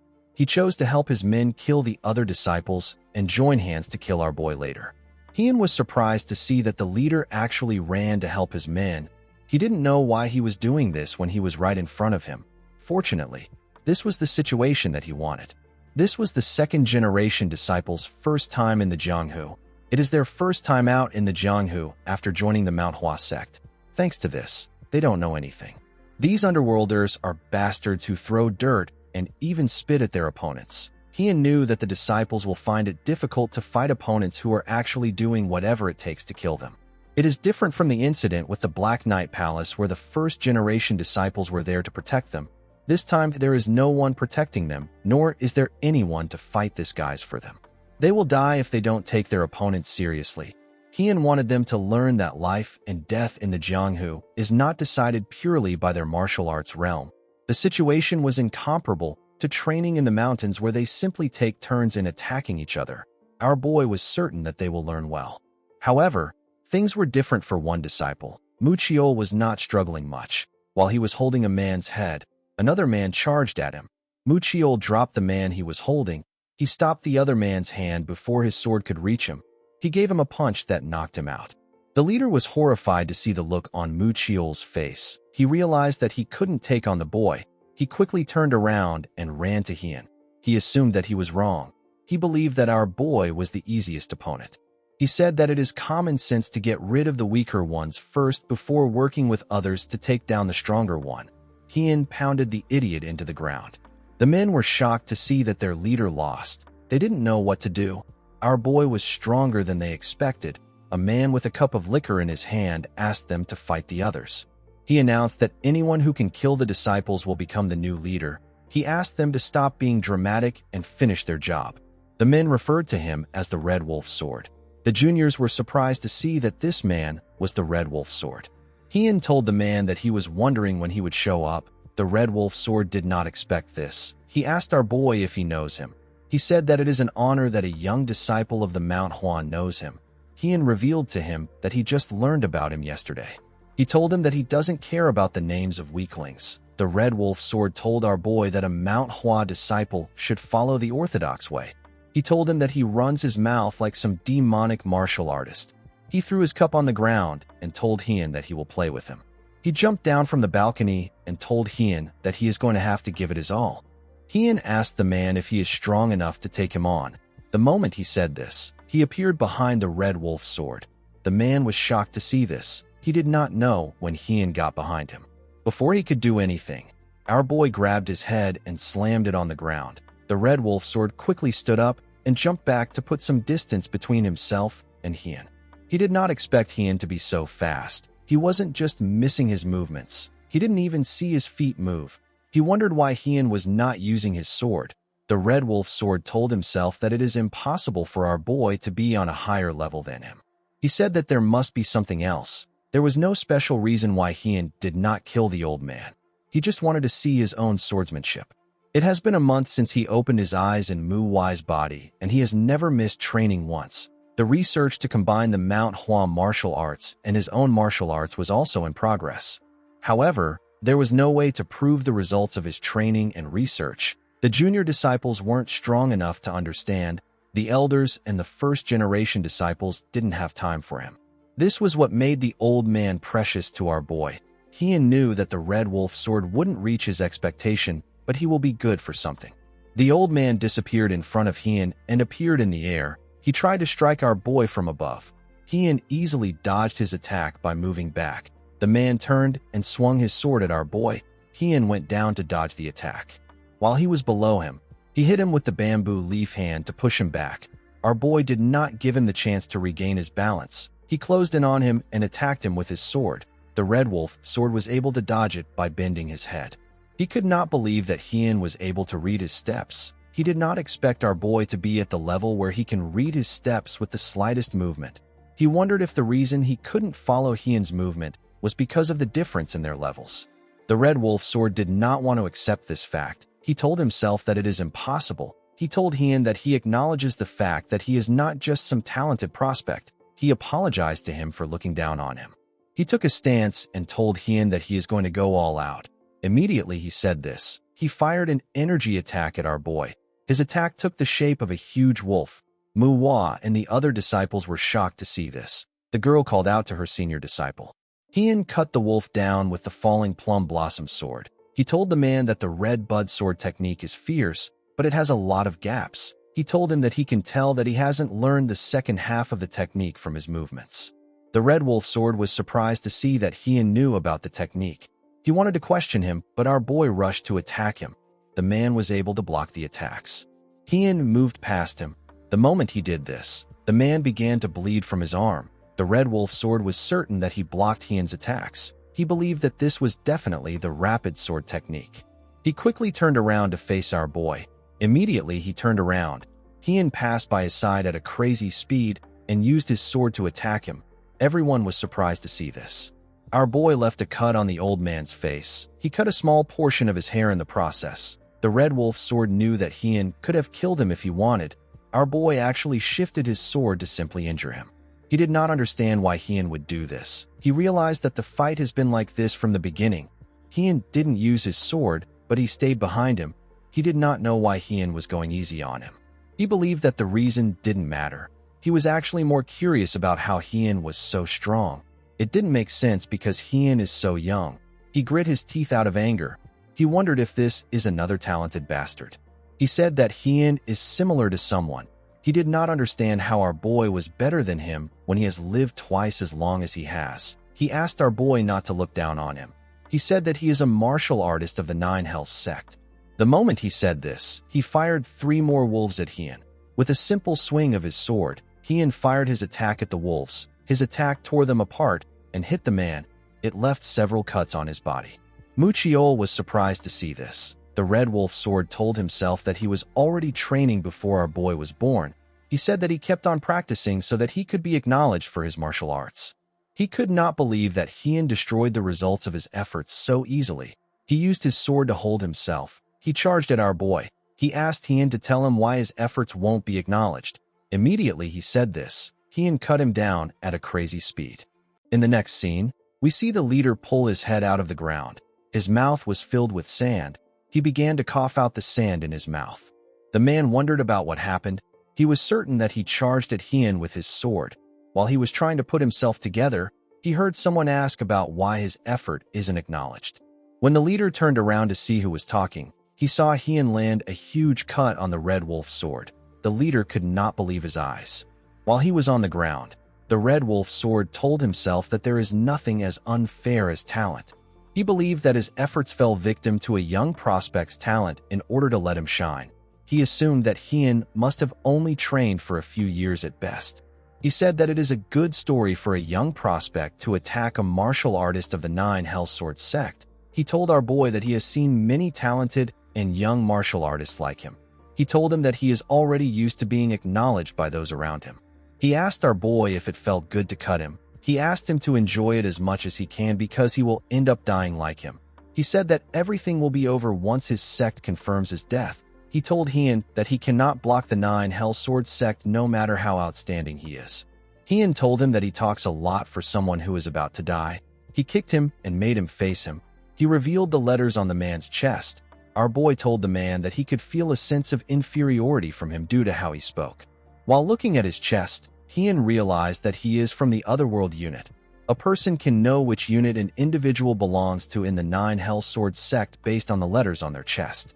The Otherworld unit, the Hell unit, and the Despair unit are the 3 units in the Nine Hells Sword sect. They are known as the 3 axes that supports the sect. This information is what the public knows. Hien told the man that he knows that the Otherworld unit has not achieved any merits and has been completely pushed aside from succession. The real power lies within the Hell unit and the Despair unit, who are at war with the Brutal Dragon faction. Our boy found it strange that the Nine Hells Sword sect, which is at war with the Brutal Dragon faction, would suddenly have their eyes on the south of Shangxi. After thinking about it a little, Hien realized that the mission that was given to the Otherworld unit in this war was to protect the headquarters and provide rear support. However, because the Otherworld unit wants merit, they pretended to be completing some missions on the outside. They were actually just wasting their time. The Red Wolf Sword was shocked to see that Hien was aware of what was happening. He asked him about how he knew this. Hien asked him if he thinks that the Otherworld unit will step up for him if he dies. He told him that his unit will do their best to hide his death at all costs. He reminded the Red Wolf Sword that he should be supporting the war instead of wasting his time with this nonsense. Hien told the man that this is the perfect opportunity for the Hell unit and the Despair unit to strike the Otherworld unit down. With a serious look on his face, Hien asked the idiot if the Otherworld unit will come to the Mount Hua for revenge. He asked him if the Mount Hua sect look like they are scared of the unit. He told him that they wouldn't win even if the Hell unit and the Despair unit helped them. Hien said that it was he who faced the 9 Hell Sword sect alone. The moment he heard this, the Red Wolf Sword lost consciousness and died. The leader of the Brutal Blood faction was shocked to see what happened. He quickly dug a hole in the ground and put his head back inside. He told himself that he didn't see anything. He said this to himself multiple times. While he was lying to himself, Hien pulled him out of the ground. He asked him about why he is pretending.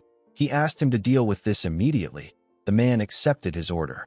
In the next scene, we see Hien and the other disciples in the office of the leader.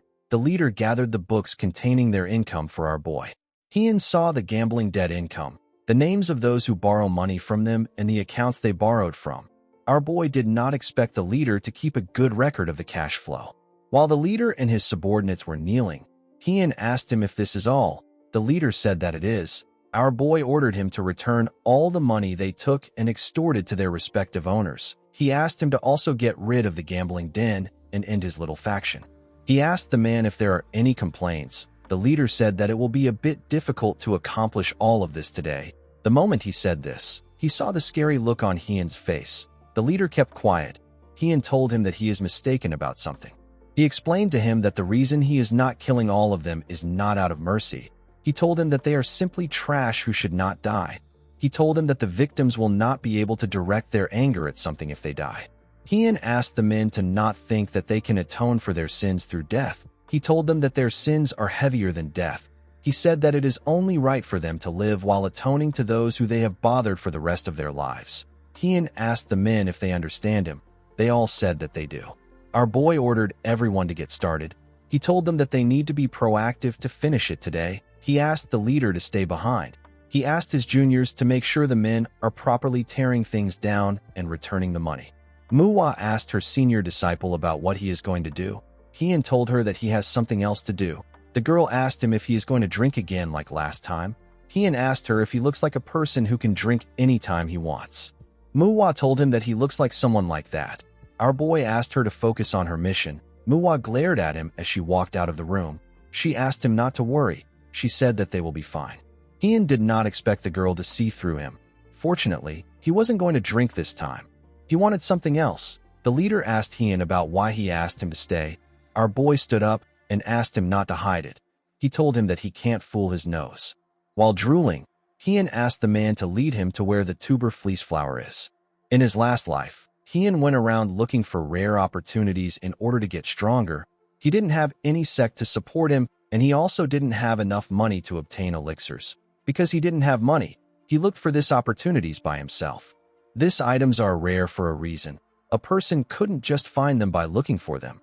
You have to stumble upon them accidentally. While Hien was resting after training, he coincidentally discovered the tuber fleece flower. He discovered the flower after spending 7 years looking for a rare opportunity. The tuber fleece flower he acquired in his past life tasted bitter, and it had a drab scent of dirt. It was a scent that Hien couldn't forget.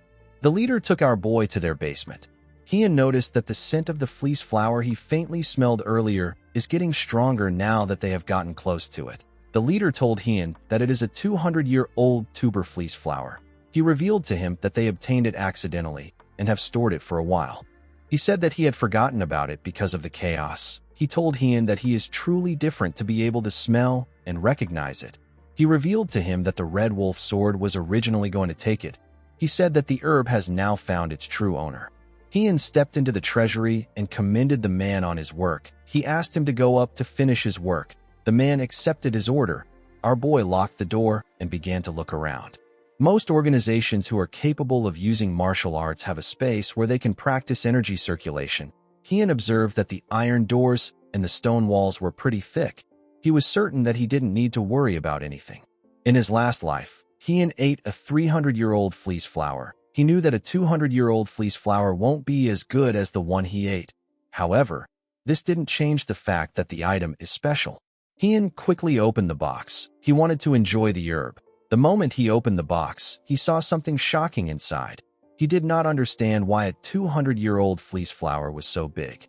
It was much bigger than the 300-year-old fleece flower he ate in his last life. This fleece flower was at least 400 years old. Hien picked up the flower. He recalled that it was very difficult for him to obtain a fleece flower in his last life. He could not believe that this man found something of this quality so easily. Hien felt bad that he was ingesting the herb alone. He promised to share the next good item with his juniors. While the leader was looking through the documents, he felt a heavy vibration and heard a loud sound. He was shocked to hear this. He quickly stood up. He noticed that the sound came from the basement. He saw some smoke coming from the basement. Hien stepped out of the basement. He said that he feels refreshed. The moment he said this, the leader ran to him. He asked him about what the loud noise was. Our boy said that it was nothing. He asked the man if he has time to stroll around. He reminded him that he has to thoroughly look through the ledger. The leader told him that this was what he was doing before he came down. Hien turned around and told him that he will check it later to see if he returned the money. He asked him to make sure to do it properly. The leader bowed his head and asked Hien to have a safe trip. He watched our boy as he walked away. He called him a bastard and said that he speaks in a rude manner. He turned to the basement. He wondered why there was smoke coming from the basement. He knew that the building was too damaged for nothing important to have happened inside. However, the man didn't care. He knew that the building would have eventually been destroyed either today or tomorrow. He did not think that it mattered. The leader was a bit curious about what the fleece flower did to Hien for this to happen. The scene shifts, and we see the gang members breathing heavily. They were all tired from destroying something with sledgehammers. While they were breathing heavily, Muchiol moved close to them. With a serious look on his face, he reminded them that the sun is going to rise soon. He asked them if they have time to rest. The men quickly stood up. Manhwa asked them to break everything down. She said that the sun will rise soon. In the next scene, we see one of the underworlders giving a man a box filled with cash. The man asked him if he is really just going to give him.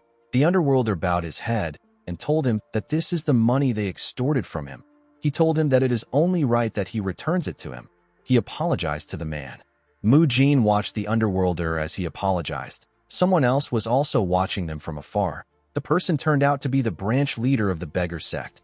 The man could not believe that Hien actually defeated the Red Wolf Sword and dealt with the brutal blood faction. He was certain that it had only been 2 days since he gave Hien information on the Red Wolf Sword. He already knew that our boy was not ordinary, but this was beyond what he expected. Jingi believed that the Mount Hua is hiding a dragon. While he was watching Mu Jin, Hien told him that he was looking for him. The man was surprised to hear his voice. He turned around and told him that he did not expect to see him. Hien explained to him that he came to have a drink because he is feeling peckish. He said that it is not fun to drink alone.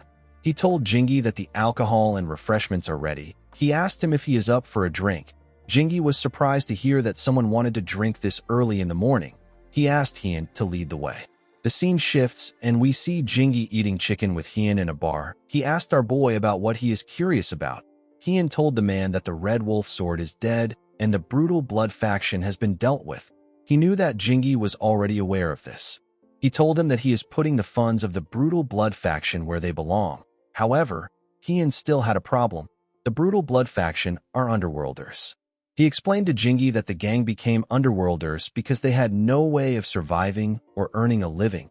He told Jingi that he wants to use them to reconstruct Pasang if there is a way to rehabilitate them. He asked the beggar if he knows someone who can take the men in and give them work. He asked him not to worry about the men's martial arts. He said that he plans on severing their dantian while he is here. Jingi said that dantians are not easily broken. He told our boy that he always surprises him. He revealed to him that he has a few merchants that he knows. He asked our boy not to worry about the underworlders. He said that he will check in on them every now and then to see if they are learning their trades and not causing any problems. Hien thanked him for this. Jingi asked him not to thank him. He told him that he is doing it for the civilians. He said that he should be the one thanking him for giving him an opportunity to help out. He poured Hien a drink and asked him about how long he plans on staying in Pasang. Hien revealed to him that he still has 2 outer sects he has to visit. He said that he has to visit the sects within a fixed duration, so he has 3 days left in Pasang. Jingi revealed to him that there are some strongholds around Pasang. He asked him if he is planning to deal with them.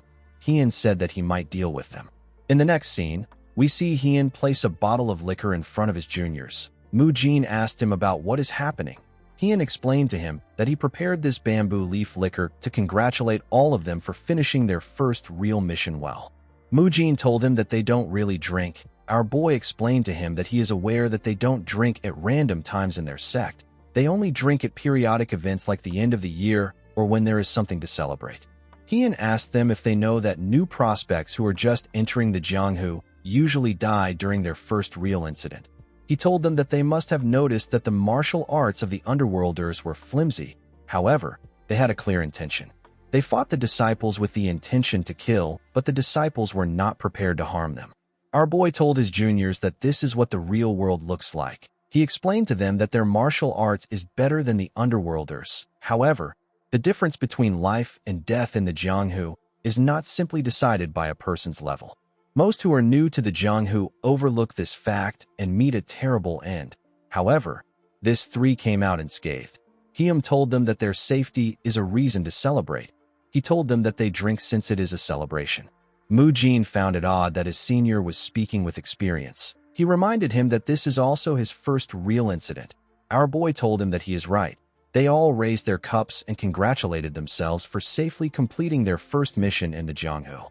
After taking a sip of the drink, Manhwa said that the bamboo leaf liquor is delicious. Mu Jin agreed with her. He said that it is not bitter even though it is alcohol. Manhwa told our boy that she now understands his love for alcohol. She said that she will drink every day if liquors are this good.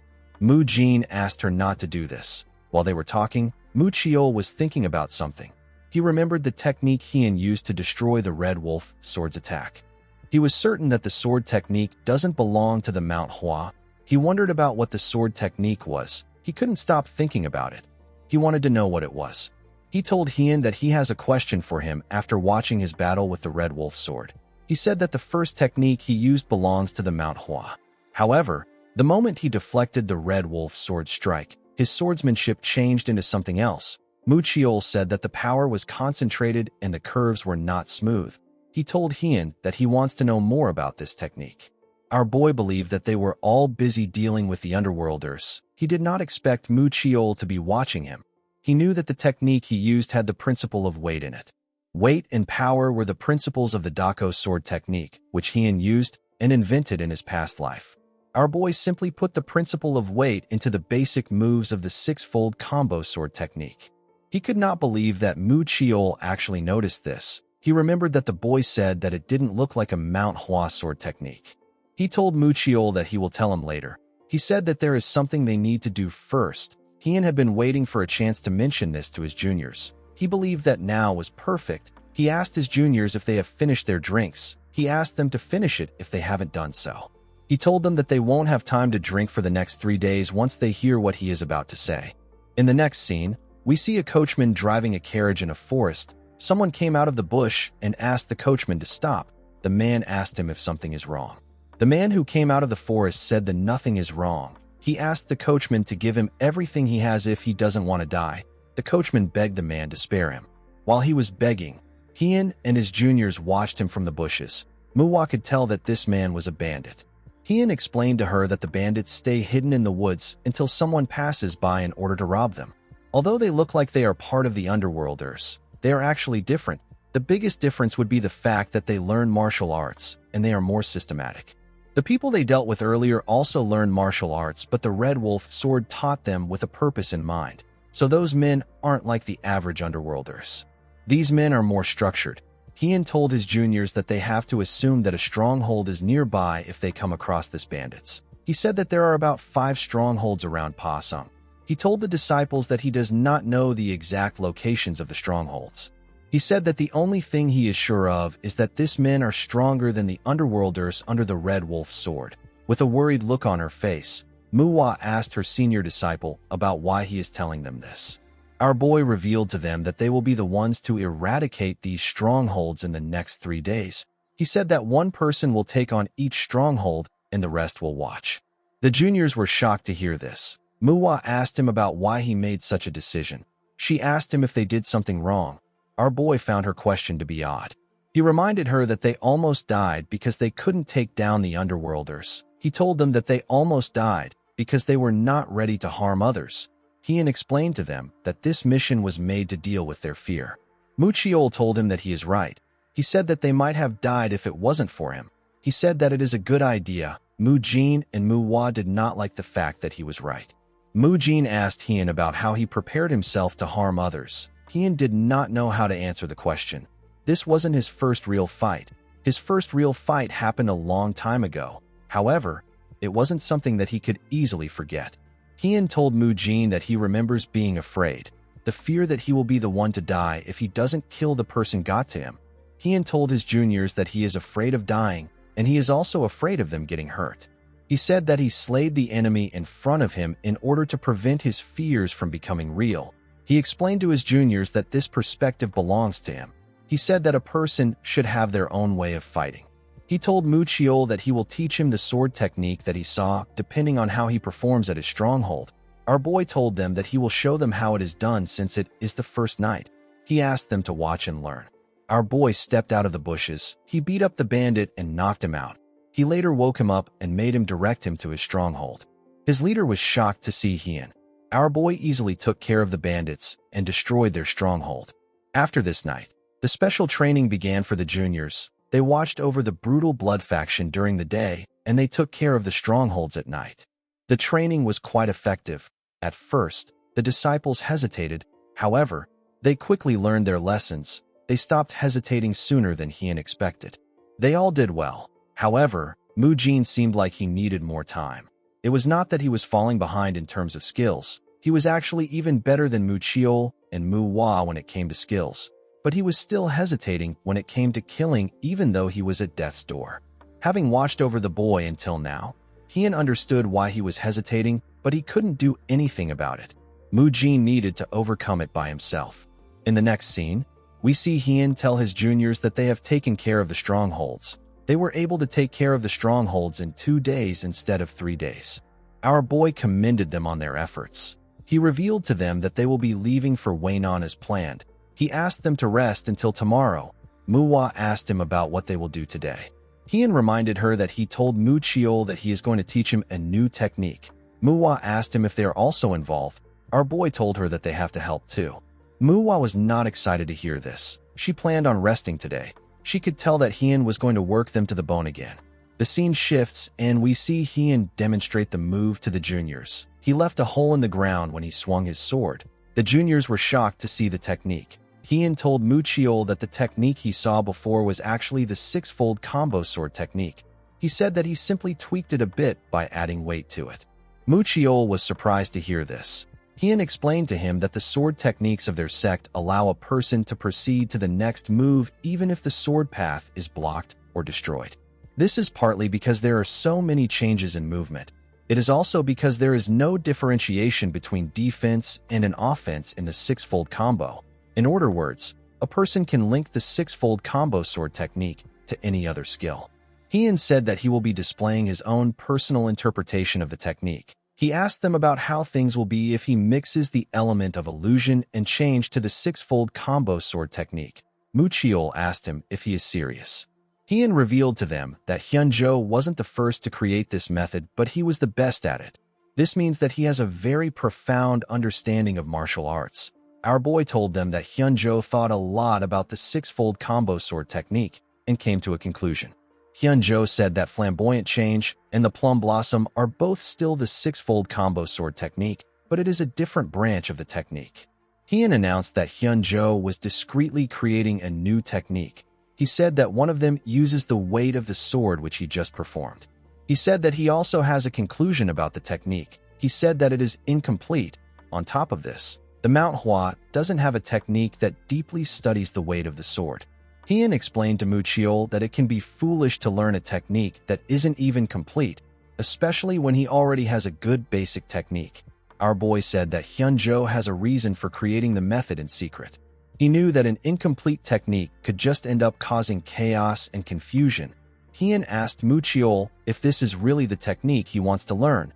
The boy became quiet. He quickly put himself together and asked Heian to teach him the technique. For the sake of the story, I will now call Heian Mu Why.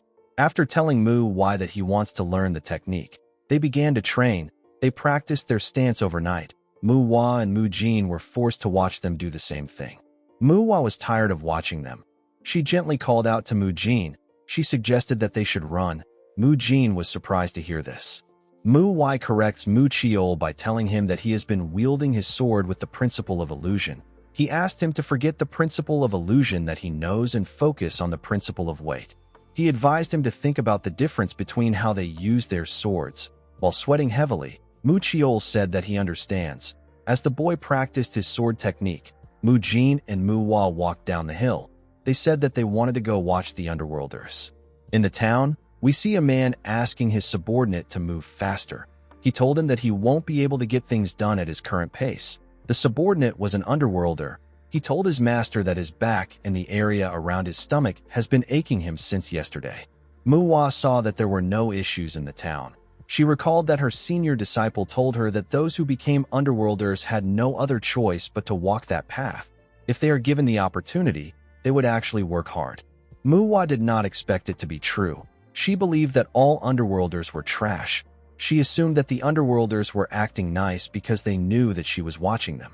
Manhwa wasn't really bothered about this because the underworlders could no longer use martial arts anymore. The girl believed that Mujin must be watching the underworlders too. She decided to end things and go back to the inn to rest. She told herself that she has done what she needs to do. She believed that she deserved to rest because she has worked hard for a few days. The moment she turned around, someone called out to her. Manhwa quickly drew her sword when she turned around. She saw a woman and a child. She recognized the woman. She remembered that she was the one that she saved at the brutal blood faction. The woman apologized to her for surprising her. She introduced the little girl she was holding as her younger sister. Her name is Young. She asked Manhwa to say hi to her. The girl quickly put her sword away. She asked the woman about how her wound is. She apologized to her for scaring her younger sister. She explained to her that she is a bit sensitive because she has been working for a while. While she was talking, Young thanked her for saving her sister. Manhwa was surprised to hear this. She became emotional. She could not believe that the little girl was thanking her. She asked herself if this is why chivalrous fighters exist. Manhwa felt like crying. The woman explained to her that her big wound healed quickly. She told her that they were able to carry out their father's funeral thanks to her. Manhwa did not expect to hear about her father. She quickly realized that it was the man who was lying next to the woman. Manhwa put her hands together and bowed her head. She apologized to her for not being able to help earlier. She hoped that their father rests in peace. The woman asked the girl not to apologize. She told her that she did not bring up the topic to get an apology. She said that she is actually thankful. She thanked Manhwa for saving her and not letting her little sister live alone. Young stared at Manhwa as her eyes shined brightly. She told Manhwa that she wants to be a chivalrous fighter when she gets older. Manhwa became emotional when she heard this. She began to cry. The woman did not understand why she was crying. Manhwa told Young that she can also do it when she gets older. The little girl asked her if she is serious. While crying, Manhwa told the little girl that she will become an even greater fighter than her. The woman asked the girl if something is wrong. She asked her if she is hurt somewhere. Manhwa told her that it is nothing like that. At night, we see the lights in the town shine brightly. Inside the inn, we see Mujin sitting on the ground. He seemed to be thinking about something. The next day, we see Manhwa breathing heavily. She asked Manhwa to slow down. She did not understand why he was walking so fast. Manhwa told her that he is not walking fast. He told her that she is the one who is slow. He asked her if she has become relaxed after resting for a day. Our boy said that she has been slacking in her usual training. He told her that he will take a look at things. Manhwa whispered that they should have left early. She asked him to tell her why he let them rest for a day. Manhwa turned around and glared at her. Manhwa quickly covered her mouth. Mujin decided to change the topic since our boy's expression was not good. He said that he is curious if the underworlders in Pasung are rehabilitating well. He told Manhwa that they didn't seem to have any issues when they were watching them. Our boy asked him not to worry about it. He said that the beggar sect will keep watching them. With a scary tone in his voice, he told Mujin that what they need to worry about is their weak mentalities. He said that he needs to increase the difficulty of their training. Mujin could not believe that he failed at changing the subject. He and Manhwa knew that their lives were over. Manhwa said that she misses Young. Our boy turned around when he heard this. Manhwa explained to him that Young is the younger sister of the girl she saved during the fight. with the brutal blood faction. She told him that she met Young Young while she was watching the Underworlders. She revealed to Mu Wai that Young Young said that she wants to be a chivalrous fighter like her when she grows up. Mu Wai told her that this is the first time he is worried about a child's future. Mu Wai was shocked to hear this. She called out to her senior disciple. Mu Wai asked her to shut up. He told her that they have reached Wainan. The girl was happy to hear this. She moved up to see the town. Mu Wai was relieved to see that they reached the town before sunset. Mu Jin informed him that the Manhwa outer sect that is here is known as the Fresh Flower Sect. Mu Wai decided that they will have dinner at the Fresh Flower Sect. Mu Wai was happy to hear this. Our boy reminded her that she said something about him going too fast earlier. Mu Wai couldn't say anything. The scene shifts, and we see a boy beating another boy in the bushes. His friends assisted him in holding the boy down. The boy clenched his fist and punched the white-haired boy in his stomach. He raised his fist and said that he needs to give him one more punch. Before the boy could land his punch, someone blocked his hand. The person was surprised to see a young boy hitting another child with a little bit of internal energy. When the boy raised his head, he saw Mu Wai holding his hand. He saw the other disciples behind Mu Wai. The white-haired boy immediately realized that he was looking at disciples from the original Manhwa sect. Mu Wai told the boy that his punch is enough to kill a child who hasn't learned martial arts. With a scary look on his face, he told the boy that he needs to be aware of this when punching with his fist. The boy glared at Mu Wai when he heard this. Our boy could tell that his eyes were full of arrogance. He immediately realized that the problem lies with the parents. He knew that the boy has been influenced by his parents. It wasn't his fault that he was like this. Mu Wai noticed that the boy was still glaring at him. With a look of anger on his face, our boy told the arrogant idiot that he can get slapped if he glares at someone while knowing that he is in the wrong. Mu Wai knew that the boy was from an orthodox sect. He asked him if he wasn't taught manners in his sect. Before our boy could do anything, the other boy gently grabbed his clothes. Mu Wai did not expect this. He understood what the boy was trying to say. He let go of the arrogant idiot and asked him and his friends to get lost before they get beaten. After the idiot and his friends left, the other boy put his hands together and bowed his head to Mu Wai. He introduced himself as Lim Sanha of the Fresh Flower Sect. He thanked our boy for his help. Mu Wai also introduced himself to him. Mu Wai moved close to the boy and asked him if he is all right. Sanha said that he is. Mu Wai asked him about who the other boy was. Sanha said that the boy is the young master of the Great Truth Sect. His name is Ga Sayin. The other kids are students learning martial arts at the Great Truth Sect. Mu Wai asked Sanha to tell her why they were bullying him. The boy told her that their sect has never been on good terms with the Great Truth Sect. Recently, the boys found out that their sect was weaker than the Great Truth Sect. Thanks to this, they started bullying him. Mu Wai could tell that the boy swinging his fist was the young leader. Mu Jin asked Sanha if his sect leader knows about this. Sanha told him that he does. He said that he used to fight back and beat the boys before. The Fresh Flower Sect leader went to the Great Truth Sect to talk about the fights. However, when he got there, the Great Truth Sect leader told him that his students wouldn't do something like that without a reason. He told the Fresh Flower Sect leader that his son is the one at fault, and he tried to turn the issue into a sect-level conflict. Because the Fresh Flower Sect leader didn't want a war between the two sects, he backed off. Mu Wai realized that the Fresh Flower Sect will likely face its downfall if it fights against the Great Truth Sect. He asked Sanha if the best his sect could do was to make sure that the Fresh Flower Sect doesn't have a reason to invade them. He realized that this was why Sanha stopped him earlier. The boy was worried that it might lead to a fight between the two sects. This was why he let them beat him up.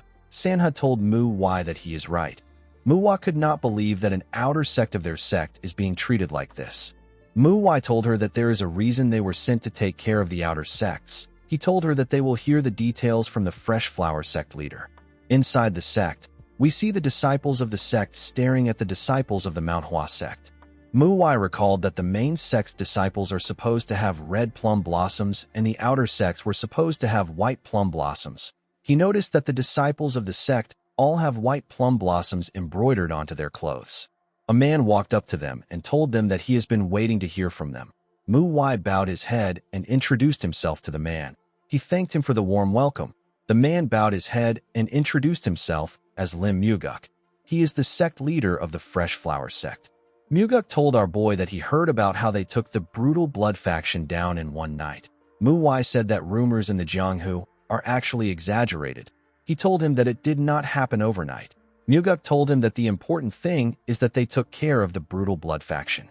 He asked Sanha if he was the one who brought them there. Sanha said that he was. Muguk commended his son for what he did. He asked the group to follow him inside. Muwai noticed that he had a weird look on his face. Muguk served them some tea. Mu Chiol told him that the scent of the tea is deeper than that of the plum blossom tea from the Manhwa. Muguk said that it is not as good as the Manhwa's tea. He said that he still hasn't forgotten the taste of the plum blossom tea. He said that he would like to visit again sometime. He told them that he wanted to let them rest first. Muwai told him that it is all right. He revealed to him that the sect leader asked them to take care of the outer sects. He said that they don't need to waste time. He asked Muguk to tell him how the Fresh Flower sect is doing. Muguk told him that they are in a difficult position. Our boy asked him if it is because of the Great Truth sect. Muguk explained to him that they were never on good terms with the Great Truth sect, but they weren't any large problems in the past. This was because they were equal in power. Muwai asked him if things has been different since the Shangxi massacre. Muguk told him that he is right. Ever since the Great Truth sect learned about the damage they suffered, they began to act bolder. They have been getting in their way whenever they can, and now they are intervening in their interest and provoking them. Muguk knew that the young leader of the Great Truth sect was bullying his son. He said that his son has suffered today again. Mu Jin was surprised to hear this. He asked him if he already knew. Muguk said that his son was trying to hide it, but he could tell. He told them that he wants to confront them with his sword, but this would be exactly what the Great Truth sect wants. They want to take over their sect through any means possible. Muguk said that there is nothing he can do even though his son came home after getting bullied. The man felt like he failed as a father and as a sect leader. Mu Jin asked him about why he didn't ask the Mount Hua for help. Muguk told him that he is aware of the situation the main sect is in. He said that he wanted to ask for help once the main sect has recovered a bit. He told the group that he is relieved that they are here now. He said that he could feel their determination and spirit. He told them that the fact that disciples of the Mount Hua visited them will deter the Great Truth sect. Mu Wai told him that he doesn't believe in them. With a smile on his face, Mu Jin told the sect leader that he agrees with his senior disciple. The moment he said this, he turned to Mu Wai. Our boy told the sect leader that he wouldn't have made that face to his son earlier if he believed in them. Mu Wai and Mu Chiol wondered about which face the sect leader made. Muguk told Mu Wai that he is seeing things. He said that if he doesn't trust the disciples of the Mount Hua, it means that he doesn't trust the Mount Hua itself. He told our boy that it does not make sense that a mere outer sect leader wouldn't trust him. He said that he wants to talk more, but he has to treat them to dinner now that the sun has gone down. He asked the group to follow him. Mu Wai was annoyed to see that the sect leader was turning them down even though they offered to help. Although he was annoyed, Mu Wai completely understood how Muguk felt. He knew that the Fresh Flower sect endured different hardships because they believed that the Mount Hua would help them. They probably had high expectations after hearing about the disciples that took care of the brutal blood faction. Yet all Muguk saw were kids who were on their first outing into the Jianghu. When Muguk saw them, he thought that they were too young. He did not know what 4 people could possibly do to an entire sect. He believed that they might end up getting hurt while trying to help them. He decided to treat them while they were there and send them on their way. Muguk felt sorry for his son and the other sect members who had to endure harassment from the Great Truth sect. While remembering what he thought, Muguk wondered if he was actually hoping that these young disciples would help them. He could not believe that he wasn't able to hide his expression. He told himself that he was the one acting like a child. He was quite surprised that Mu Wai was able to read his face in that split moment. He did not expect our boy to be so observant. He realized that Mu Wai was still a disciple of the Mount Hua. Our boy stood up and thanked the man for his offer. He told him that they will take care of their dinner by themselves. Everyone was surprised to hear this. Mu Wai did not expect him to say something so rude. Mu Wai did not feel like he was rude. He knew that the sect leader was the one who was rude to them first. Muguk asked our boy to tell him why he is turning down their goodwill. Mu Wai didn't think that he will be able to change Muguk's mind. He believed that he will be wasting his time trying to convince the man. He told the man that he cannot take from him since they have not helped him with anything. He said that it is not right. Everyone was surprised to hear this, but no one was as surprised as Mu Wai. She couldn't believe that her senior disciple was saying that something isn't right. She remembered how he beat up one of their disciples, how he advised them to break down the front gates of another sect when ambushing them. Manhwa wondered if this was the same senior disciple that she knew. She believed that something was wrong with Manhwa. As they walked out of the sect, Manhwa told her senior disciple that he is acting strange. She knew that he never cared about his duties. She asked him about why he is suddenly doing otherwise. She knew that something was going on. She asked Manhwa to tell them anything. Our boy turned around when he heard this. Manhwa quickly closed her mouth when he turned around. Our boy was not actually looking at her. He was looking at the Fresh Flower sect. He wanted to see how far they were from the sect. He believed that they were far enough. The only way the Fresh Flower sect could hear them is if they had an extremely advanced martial master. Manhwa told his juniors that he will tell them what happened. He revealed to them that the Fresh Flower sect leader doesn't trust them. The group was surprised to hear this. Manhwa reminded him that Muguk said that the Great Truth sect would not interfere in their business because they are there. Manhwa asked her if she doesn't think that this is strange. He asked her if she remembers the attitude the children of the Great Truth sect had towards them earlier. He asked her not to think that children don't know anything. He said that a successor is still a successor. A successor needs to be careful with their actions and words. Manhwa told them that there must be a reason why that boy acted the way he did. He said that it does not make sense that the Great Truth sect would back away because they are there. The Fresh Flower sect leader knows that the Mount Hua is struggling right now. Although the Mount Hua sent disciples of the sect to check in on outer sects, they are still just 4 disciples on their first trip to the Jianghu. Manhwa asked the others to tell him what would happen if they were to fight with the Great Truth sect and lose. This would allow the Great Truth sect to absorb the Fresh Flower sect, and people will say that the Mount Hua failed to resolve matters involving their outer sects. It will be the worst-case scenario for everyone. Manhwa became worried. She asked her senior about what they should do. Manhwa reminded her that this would only happen if they fail to solve the problem. He said that they will resolve the issue. Manhwa asked him about how they are going to do it. She knew that he already had a plan in mind. The scene shifts, and we see 2 men eating dumplings in a restaurant. Manhwa watched the 2 men as they ate. He saw that the disciples of the Great Truth sect were eating freely even though it is the Fresh Flower sect's territory. He could tell from their eyes that the men were full of complaints, and they were looking for victims.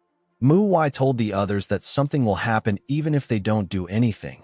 The moment he said this, a man accidentally brushed arms with one of them. The men quickly looked up. They saw that the man was drunk. Although he was drunk, the man was still able to apologize for what he did. As he walked forward, the man dusted his clothes. He did not like the fact that the men were glaring at him even though their sect raised the protection fees. The men looked like they were about to murder civilians. The man said that the Great Truth sect is truly an orthodox sect. Manhwa did not expect to hear about protection fees. He believed that this was the Fresh Flower sect's territory. The man looked like he was the one who was provoking the men to Manhwa. Some men sitting on another table referred to the members of the Great Truth sect as a bunch of leeches. They said that they were taking their money, and now they were getting free food. One of them said that they should be ashamed. The man next to him asked him to watch his mouth. He told him that they might hear him. The man said that they pay them to keep the unorthodox bastards away, but they ended up turning into those unorthodox bastards themselves. Upon hearing this, Manhwa realized that the Great Truth sect has already taken over this place. They raised the protection fees when they took over. This got on the nerves of the people there. Our boy noticed that the man from before was still talking loudly. He knew that something was bound to happen. He told the others that things will be going their way. He asked them not to intervene no matter what happens. Manhwa asked him about what he means. Immediately, she asked this question. The men from the Great Truth sect stood up. They said that they couldn't take it anymore. One of them touched the shoulder of the man who was talking and asked him if he has always wanted to say those things about them. Everyone there became nervous. The man told them that he has always wanted to say those things. The man from the Great Truth sect was surprised to hear this. The drunk man asked the disciple if he is going to kill him. The man's friend asked him to stop talking. The man asked him if he said something wrong. He told his friend that everything he said was right. He reminded the disciples that they were hiding behind closed doors when the demonic cult attacked, and now they are going around showing their power. The man told them that they kicked out the Fresh Flower sect who actually protected them and raised the protection fees. The man laughed and told them that even the unorthodox sect wouldn't act like them. He called them a bunch of demonic bastards. He said that he wouldn't even be able to go around in public if he was a member of their sect. The disciple pushed the man to the ground and asked him if he thinks they are idiots. He raised his sword and asked everyone to look closely. He said that this is what happens when someone insults the Great Truth Sect. Before he could stab the man, Mu Wai threw his chopsticks at him and made his body freeze. The man screamed out in pain. The other disciple took out his sword and asked Mu Wai to tell him who he is. Our boy kicked the man in his stomach and sent him flying. The first disciple asked our boy to tell him what he is doing. He asked him to tell him what he did that made him stop moving. Mu Wai picked up the other man's sword and told him that he has the same question for him. He agreed that the man spoke rashly. He asked the disciple to tell him why he wielded his sword against someone who hasn't learned any martial arts. The man looked at Mu Wai's hand. He saw the symbol on his clothes. He immediately knew that our boy was from the Manhwa. Mu Wai asked the man to tell him what he was going to do with the sword. The man said that he was simply going to scare the man. Our boy took the man's sword and told him that he will be taking it away. The man was surprised to hear this. Mu Wai told him that if he was going to use a sword to scare a weak person, it will be better for him not to have a sword at all. He revealed to the man that he will be able to move once he takes out the chopsticks. He asked him to ask the unconscious man to take them out when he wakes up. He asked the man to come to the Fresh Flower sect if he wants to get his sword back. The man asked Mu Wai if he dares to interfere in the Great Truth Sect's business. He told our boy that he is trying to start a fight. Mu Wai glared at the idiot when he heard this. He told him that even his sect leader wouldn't dare say something like that. He asked him if he is taking the Manhwa lightly. The man became nervous. He said that he didn't mean it. Mu Wai told him that he meant it because this is how he has always been speaking. He explained to the man that he wasn't going to do anything more than this, but he has pushed him. He told the man that there is only one way for him to be forgiven. He said that the Great Truth Sect leader must come to the Fresh Flower sect and beg for forgiveness. With a scary tone in his voice, Mu Wai told the man that the Great Truth Sect will be history if the sect leader is not there by sunrise tomorrow. He advised the man to answer wisely. The disciple told him that he will bring his sect leader. Mu Wai and the other disciples were not even surprised by Mu Wai's actions. Mu Wai said that their senior is getting bolder by the day. She said that it would have been better if they just ambushed the Great Truth Sect. Mu Jin agreed with her. He asked her if this will be all right. The next day, we see the sect leader of the Great Truth Sect and his disciples marching towards the Fresh Flower sect. In Muguk's life, there are 3 times when he felt like a giant boulder was placed on his chest. It was a time when he found it hard to breathe. The first was the time when the Mount Hua sect members were dying during the Black Knight Palace's bloody battle. The second time was when his oldest son passed away, and the last time was when he found out that his youngest son was being bullied. As he watched the Great Truth Sect leader and his sect members walk towards his sect, Muguk felt like a giant boulder was placed on his chest again.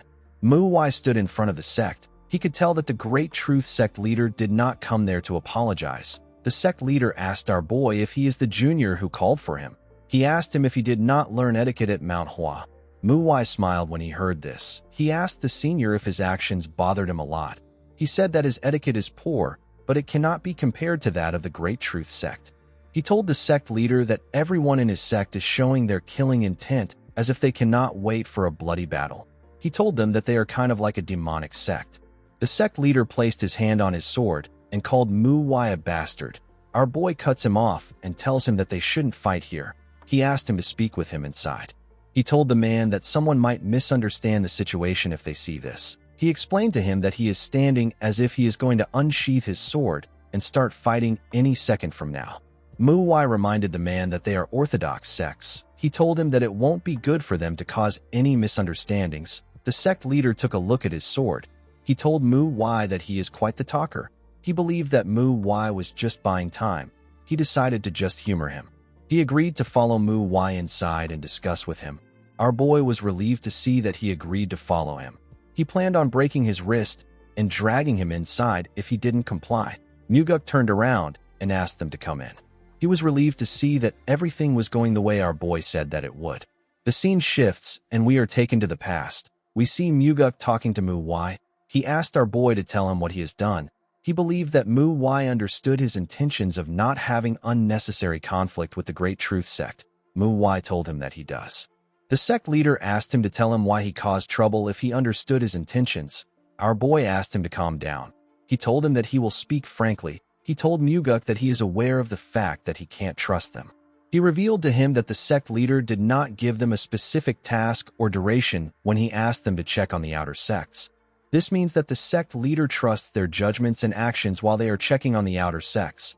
Muwai revealed to Muguk that the sect leader asked them to check on Weinan, Pasung, and Lushan. These regions are quite broad for 4 second-generation disciples to check out. Our boy told Muguk that he didn't tell him about it, because he didn't need to know. He told him that Posung's brutal blood faction is related to a martial artist of the Nine Hells sword. He said that he had to engage in conflict to deal with the brutal blood faction. He explained to Muguk that they dealt with it secretly, so that there wouldn't be unnecessary friction with the Nine Hells sword sect. Muguk was surprised to hear that they apprehended a martial artist from the Nine Hells sword sect without any injuries. He believed that this would be impossible for the 4 of them. Muwai told him that it wasn't the 4 of them that fought him. He said that he dealt with the martial artist himself. Muguk was shocked to hear this. Our boy explained to him that he only has one reason for bringing this up himself. He told Muguk that he wants him to trust them the same way their sect leader trusts them. He told him that he can speak if he wants to confirm anything. He told him that he can also take out his sword and request for a duel if he wants to test his skills. Muguk asked our boy if he will be able to handle fighting the entire Great Truth sect. Our boy assured him that the situation won't get to this level. He told him that he will take care of everything if a battle breaks out. The scene shifts, and we are taken back to the present. We see the Great Truth sect leader and his members sitting inside a room with Muguk and Muwai. Although he remembered what our boy said, Muguk was still well aware that human nature is fickle. He believed that things were different now that the Great Truth sect was in front of them.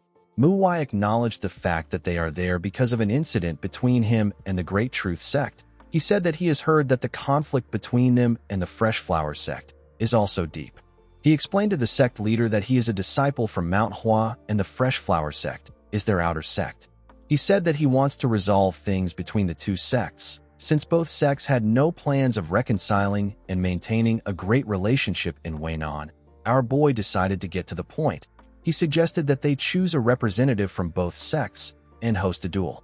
Muguk was surprised to hear this. The Great Truth sect leader laughed when he heard this. He told Muguk that he is now certain that he hasn't planned things with Muwai. He said that he was wondering about the tricks he planned on using since he brought them there. He said that he is surprised to hear that it is just a duel. He told Muguk that the word duel wouldn't come out of his mouth unless he is insane. He asked Muguk if he has forgotten about his son's death. Muguk did not say anything. Muwai stared at him. He did not know what the Great Truth sect leader was talking about. The sect leader asked Muguk if he didn't mention it to Muwai because he thought that he could resolve things for him. He told Muguk that the person he trusted touched a topic that hurt him the most. Muwai used a technique known as sound transmission to share his thoughts with Muguk in his mind. He asked the sect leader if his son died dueling someone from the Great Truth sect. Muguk was surprised to hear our boy's voice in his head. Muwai apologized to him for touching a painful memory. The sect leader asked him not to worry about it. He said that it is his fault for not telling him in advance. He asked our boy to keep going. He told him that he trusts him. Muwai thanked the sect leader for his trust in him. He told the Great Truth sect leader that it was a situation he was not aware of. He said that the issue is already gone. He told him that he will continue with what he is saying. He explained to the men in the room that the duel will include 3 people from both sides: the sect leader, the vice sect leader, and a strong person from the sect. Muwai told the Great Truth sect leader that he will participate as the strong person for the Fresh Flower sect. He asked him if 5 days from now is good for him. The sect leader told him that they can even fight right now. He asked our boy if he can be considerate to them. Muwai asked him to explain what he means. With an arrogant look on his face, the man said that the last duel was quite difficult for them. He said that people framed them by saying that they killed on purpose. He told Muwai that he personally believes that it is correct to blame the weak one. He said that he is simply worried that he will be called a murderer again. Muwai asked him if he doesn't know how the dispute between him and his sect members began. He asked the man not to worry because the farmers are already calling the Great Truth sect a demonic sect. With a look of anger on his face, the sect leader told Muwai that he has been running his mouth for a while. He asked him to watch it. He told him that he and his sect members could attack the Fresh Flower sect right now. He said that they are holding back because he made an interesting offer. Our boy asked him if he is pissed off. He told him that he was simply informing him because he did not seem like he was aware. The man next to the sect leader asked Mu why if he thinks that they are easy just because they are holding back. Before he could say anything else, Mu Wai glared at him with a scary look on his face. The man became scared. The Great Truth sect leader stood up and said that they will come back in 5 days. He said that he wants a fair duel where no one dies. After saying this, he left. Muguk let out a sigh. He revealed to Mu Wai that the Great Truth sect young leader was much weaker than his son in martial arts. He said that the Great Truth sect leader was once his equal, but now he is much stronger. He told Mu Wai that the person he will face will be a hired assassin who they will pose as a guest of the Great Truth sect. Our boy was not surprised to hear this. He told Muguk that he is correct. Muguk assured Mu Wai that his faith in him hasn't changed. He said that he simply wants to know if this is okay. Our boy told him that the duels will be easy. Muguk told him that he will place his full faith in him. Mu Wai stood up and told the sect leader that they need to go to the training hall. The man was surprised to hear this. Our boy explained to him that he should consider himself dead for the next 4 days. Muguk did not understand what he meant. The scene shifts and we see Mu Jin and the others staring at something with a look of shock. Mu Wai asked Mu Jin if this is really okay. The boy asked her not to ask him. He said that he doesn't know. The disciples were looking at the fresh flower sect leader hanging upside down on a tree. His leg was tied to the branch. Mu Wai stood below Muguk. He pointed his sword at his back, as if he was waiting for him to fall down. Our boy told Muguk that it is too early for him to get tired. He said that they still have a lot of time. He asked him to imagine that his sect is finished when he can no longer endure. He advised him to use this to push through. He warned him not to get too close to the ground. Mu Wai told herself that her senior disciple is not a human. She was certain that he was a demon. At sunset, we see the sect leader still hanging on to the tree. Mu Chiol was the one holding the sword now. He told Muguk that he is going to get stabbed if he lowers himself any further. He reminded him that today's training is nearly over. He begged him to endure the pain a little longer. Mu Chiol felt bad for the sect leader. He wondered about where our boy went to after asking him to take over Muguk's training. The scene shifts, and we see Sanha sitting alone. The boy thought about the duel that was to take place in 5 days. He kicked a rock when he remembered that Mu Wai said that he will help him with his training until the day of the duel. The boy knew that he couldn't suddenly get stronger with 4 days of training. While he was thinking, someone walked up to him. Sanha was surprised to see Mu Wai. With a smile on his face, our boy told him that he is right. Sanha did not expect to hear this. He asked him about what he means. Our boy explained to him that he cannot become strong with just a few days of training. Such a thing is not possible without the help of a miracle medicine or strange encounter. Our boy picked up the rock he kicked. He told Sanha that this only applies when it comes to improving his martial arts. It is a different story when it comes to building experiences. Mu Wai explained to the boy that what is important is how he uses his martial arts. Sanha did not understand what Mu Wai was talking about. Our boy decided to change his approach. He raised the stone and asked Sanha if he is utilizing his martial arts properly. The boy was surprised to hear this question. He said that he is utilizing it properly. Mu Wai asked him to copy what he is about to do. The moment he said this, he fired the stone at a crazy speed. It touched a tree and destroyed it. Sanha was shocked to see this. Mu Wai explained to him that he used less internal energy than kids his age would typically have. He told the boy that he has far more energy than the average kid. He reminded him that he said that he knows how to properly utilize his martial arts. He told him that he should be able to utilize internal energy on this level. He told Sanha that his training is complete for the day if he succeeds. However, if he fails, he will have to keep trying until he gets it. Mu Wai asked the boy to give it a try. Later in the night, we see several trees which Sanha had partially destroyed. Unfortunately, it wasn't on Mu Wai's level. Our boy told him that he shouldn't be satisfied with this. He told him that he has gotten better. He said that they need to end things today. He told the boy that they will continue tomorrow. He asked him to rest well. Sanha fell to his knees. His hand was shaking. He had to use it to practice for a long time. While shaking in pain, the boy said that Mu Wai is a demon. Unfortunately for the boy, the sun was already rising. He wondered about how he was going to even rest. The scene shifts, and we see Mu Wai telling Muguk and his son that this is the second day of training. He told them that they have to train together since they don't have enough time. He asked the two of them if they learned how to use their body yesterday. They both said that they did. Mu told the sect leader that anyone can tell that his body is in great condition. Our boy knew that Muguk's body was able to quickly recover to its previous state because he was consistent with his training. Mu drew his sword and told the two of them that they needed yesterday's training for today's training. The father and son were surprised to see him draw his sword.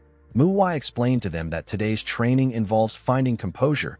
He told them that a demonstration will be better than a verbal explanation. He turned to the side and asked his assistants to take their positions. His assistants were his juniors. The father and son were surprised to see that Mu was going to face 3 of them alone. Mu told the others that she will go first. Mu Jin told her that he is right behind her. Immediately she heard this. She charged at our boy. Mu blocked her attack with his sword sheath. Mu used her hand to attack his head. Mu easily dodged it. He gave her a kick that sent her flying. Mu Jin appeared behind her and swung his sword at our boy. Mu blocked his attack with his sword. He raised it and made a huge swing to push Mu Jin back. His attacks became more aggressive. He pushed Mu Jin back with each strike. Sanha asked his father if this is fine. He said it seems quite dangerous. Muguk agreed with his son. He told him that they should still watch for now. He wondered about what Mu was trying to show them. Mu used his sword sheath to hit Mu Jin in the stomach. The boy coughed out when this happened. Mu Chiol asked him to go low. The moment he heard this, Mu Jin bent his head. Mu Chiol swung his sword at Mu. Our boy was able to block his attack with his sword. He told Mu Chiol that his sword has more weight to it than before. He told the boy that it is not yet enough. Immediately he said this. Mu moved his sword close to his neck. Mu Chiol admitted defeat when he saw this. Mu allowed his juniors gather around him. He told Mu that her attacks are too obvious. This makes them easy to react to. He told Mu Jin that he is still not bold enough. He told Mu Chiol that he still hasn't gotten used to his new sword.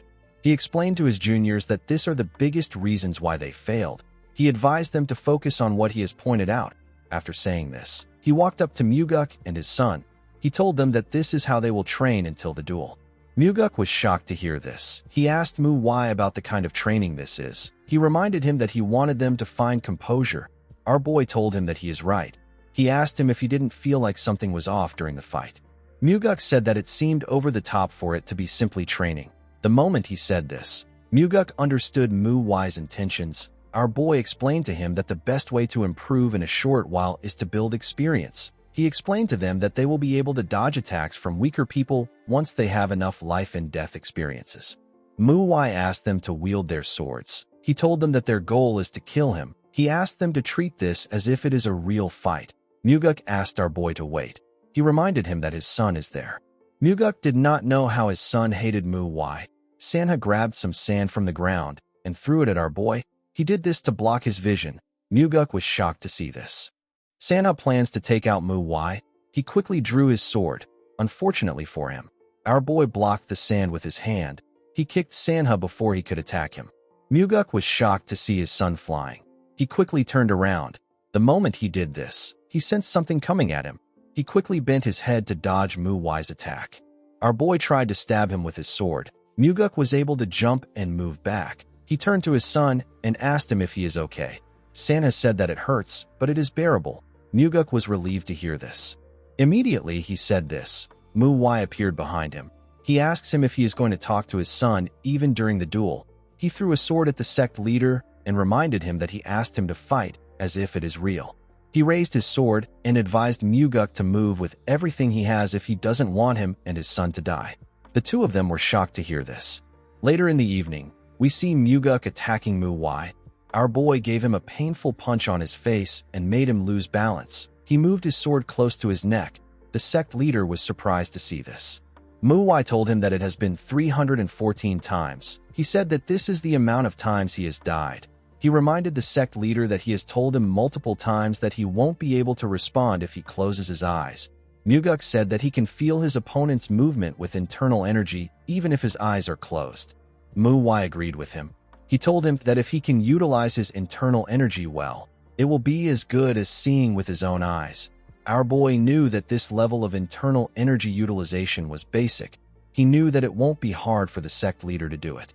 He asked Muguk to tell him why he can't dodge his attack if he can do it. Muguk told him that his attacks are too quick.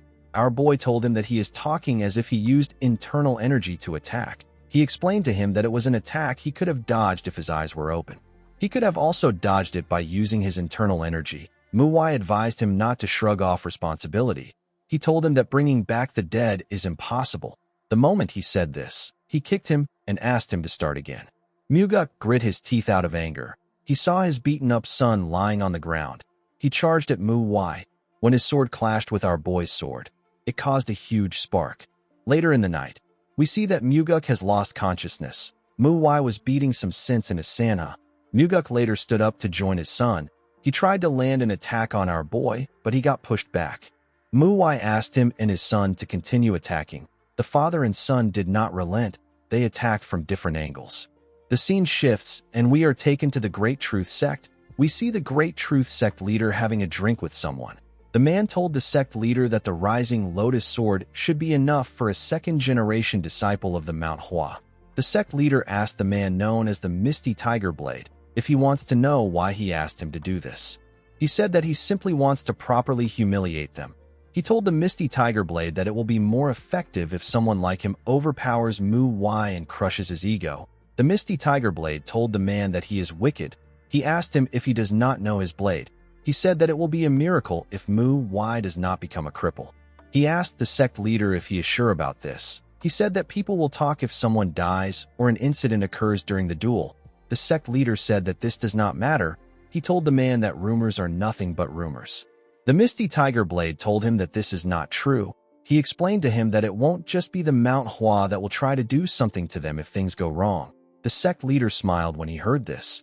He said that there is already something in the Jianghu that everyone views with hostility.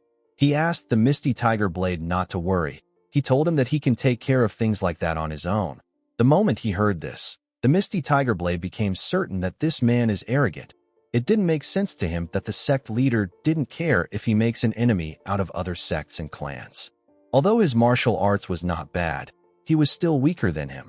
The Misty Tiger Blade knew that one needs to have power in order to not care about making an enemy out of several sects and clans. He wondered if the sect leader is blinded by his greed or if he was always this stupid. He decided to look into other organizations once the job is over. The scene shifts, and we are taken to the Fresh Flower sect. We see Mu Chiol swinging his sword. Our boy watched him from the roof. He said that Mu Chiol is not bad. The boy's sword was moving like it had weight, even though it was not a heavy sword. He realized that he could get Mu Chiol a heavier sword. While thinking, he looked around. He was surprised to see that the Great Truth Sect didn't send any assassins. He was expecting them to do this because they were quite petty and shameless. Our boy realized that they were underestimating the outer sects of the Mount Hua. He actually wanted the Great Truth Sect to send assassins so that he could use it as justification to eradicate the sect. While he was thinking, he heard a footstep. When he looked down, he saw the sect leader. The man stepped out and looked at the moon. He stared at the moon for a while and went back in. Muwai recalled that he said that his first son died in a duel against the Great Truth Sect. He realized that this duel could serve as revenge for the sect leader. He wondered about what it will feel like to get revenge. On the day of the duel, we see the members of the Great Truth Sect staring at something. They wondered about what someone did to end up looking a certain way. They were looking at Sanha. They were all shocked to see how injured he was before the duel even began. Sanha took a look at the wooden sword in his hand. Saiyan asked him about what happened to his face. He told him that he looks so pathetic that he actually feels bad about fighting him. Sanha did not care about what the boy said. He was quite disappointed that they were not going to be using real swords. Saiyan told the boy that he should be glad that they are not using real swords. He told him that he might accidentally kill him. Sanha didn't respond to the idiot's provocations. Saiyan felt like something was wrong. He knew that Sanha always gets angry at the smallest insults. He did not know why the boy was calm. He believed that Sanha was just ignoring him. He told the boy that he is pissing him off. Since the two boys were ready, the judge of the duel introduced himself as Hyung Hongkwon and told them that the duel will begin soon. Hongkwon announced that a duel is meant to compare the martial arts of the two opponents. He said that it will be difficult to avoid injuries in a duel. He told everyone that he will intervene if he decides that the injuries are too much. Hongkwon announced that all 3 rounds will be carried out, regardless of who wins. While he was talking, our boy noticed something odd when he looked across the stage. He saw the Misty Tiger Blade. He recognized the swordsman. Hongkwon announced that the first duel will be conducted with wooden swords and the last two will be done with real swords. The man was aware that he had been talking for a while. He explained to everyone that he needed to say these things for their sake.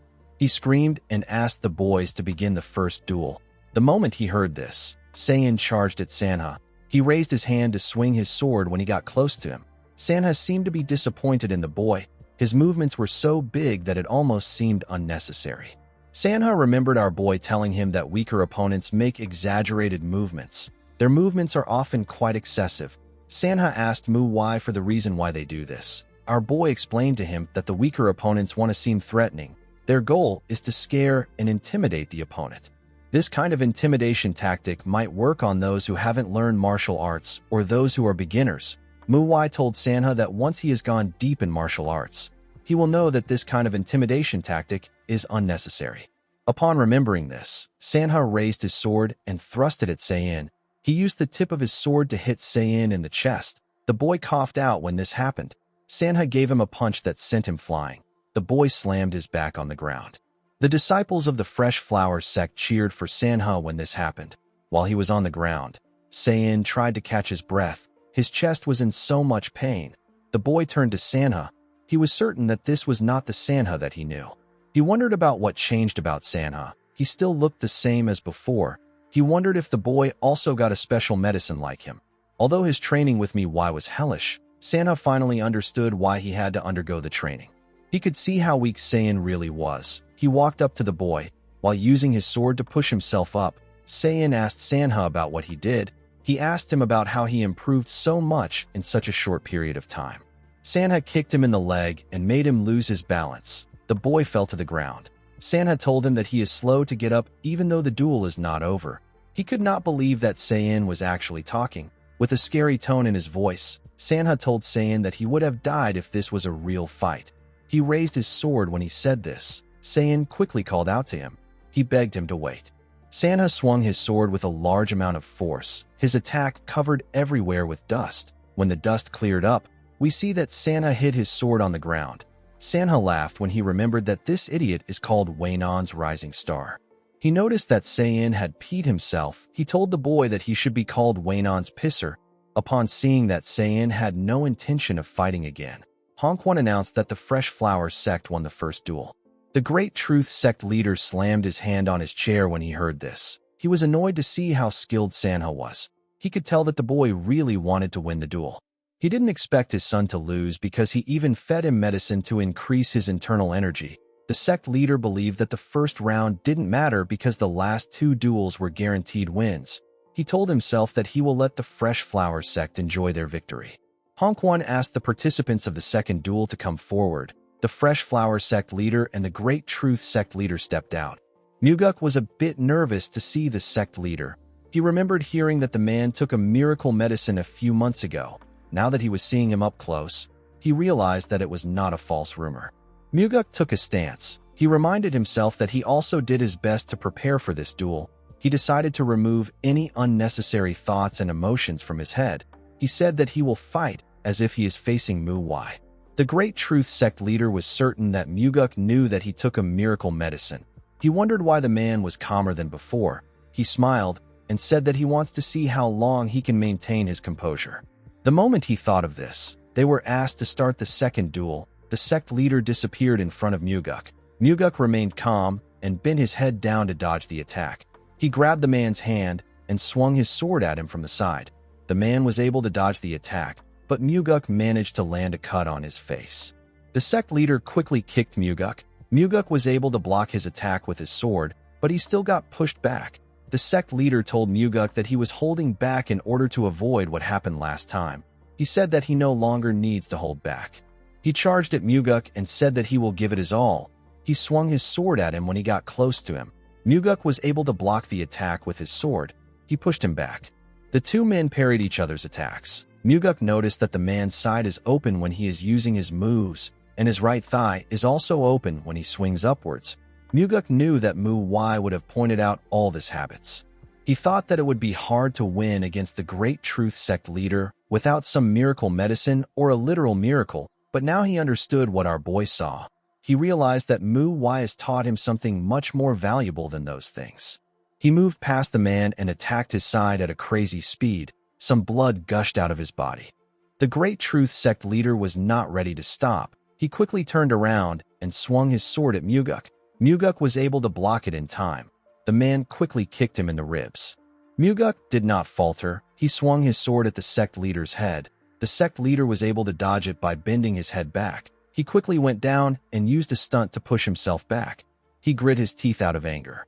People have danshins in the cores of their bodies. Qi flows in these danshins. The qi that flows through the body is called internal energy. When this internal energy is refined and condensed within the body, it becomes stronger. This is the internal arts that forms the foundation of all martial arts. However, many people confuse internal arts with internal force. When we are considering the amount and force of the internal energy, we are referring to internal force.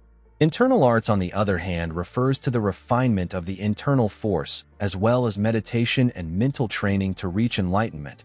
In other words, having good internal force does not equate to possessing good internal arts. The Great Truth Sect leader made his attacks faster, but Muguk was able to keep up with him. He pushed the man's sword away with a large amount of force. He grabbed his hand and landed a cut on him. The Great Truth Sect leader spat out some blood. Muguk wasn't ready to stop. He turned around and swung his sword at the man. The Great Truth Sect leader knew that he couldn't dodge the attack in time. A small amount of blood got splashed on the ground. The Great Truth Sect members were shocked to see what happened. Even Hongquan was shocked to see what happened. Oddly enough, the Great Truth Sect leader was still alive. It turns out that someone stopped Muguk's sword with his hand before it could reach the sect leader. Mu Wai was the one who stopped it with his hand. Blood dripped from his hand. He told the sect leader that he has done enough. Muguk cried when he heard this. He wanted to kill the man who took his son's life. He realized that he needed to put himself together. Our boy let go of his sword. The Great Truth Sect leader fell to his knees. Hongquan announced that the Fresh Flower Sect won the second duel. Disciples of the Fresh Flower Sect began to cheer when they heard this. They were very happy to hear that they won't have to leave Waynon. The Great Truth Sect leader could not comprehend what was happening. This was not how he wanted things to go. The Misty Tiger Sword was not surprised to see that the man lost. He knew that the sect leader could have won if he just stayed calm. He realized that the man's personality got him there. He wondered if it was necessary for him to even fight Mu Wai. He decided to surrender the moment the match begins. Hongquan announced that the Fresh Flower Sect is the winner since they won 2 duels. He said that they will still stick to the rules and continue the last duel. He asked the participants to step forward. Muguk apologized to our boy for his behavior. He told him that he got carried away with his emotions and ended up hurting him. He could not believe that our boy had to fight with his injured hand. He asked Mu Wai to surrender since they already won. Our boy asked him if he is worried about his hand. He revealed to the sect leader that the blood does not belong to him. He tried to clean it off his hand. Mu Wai explained to Muguk that there was a lot of blood on the sword when he grabbed it.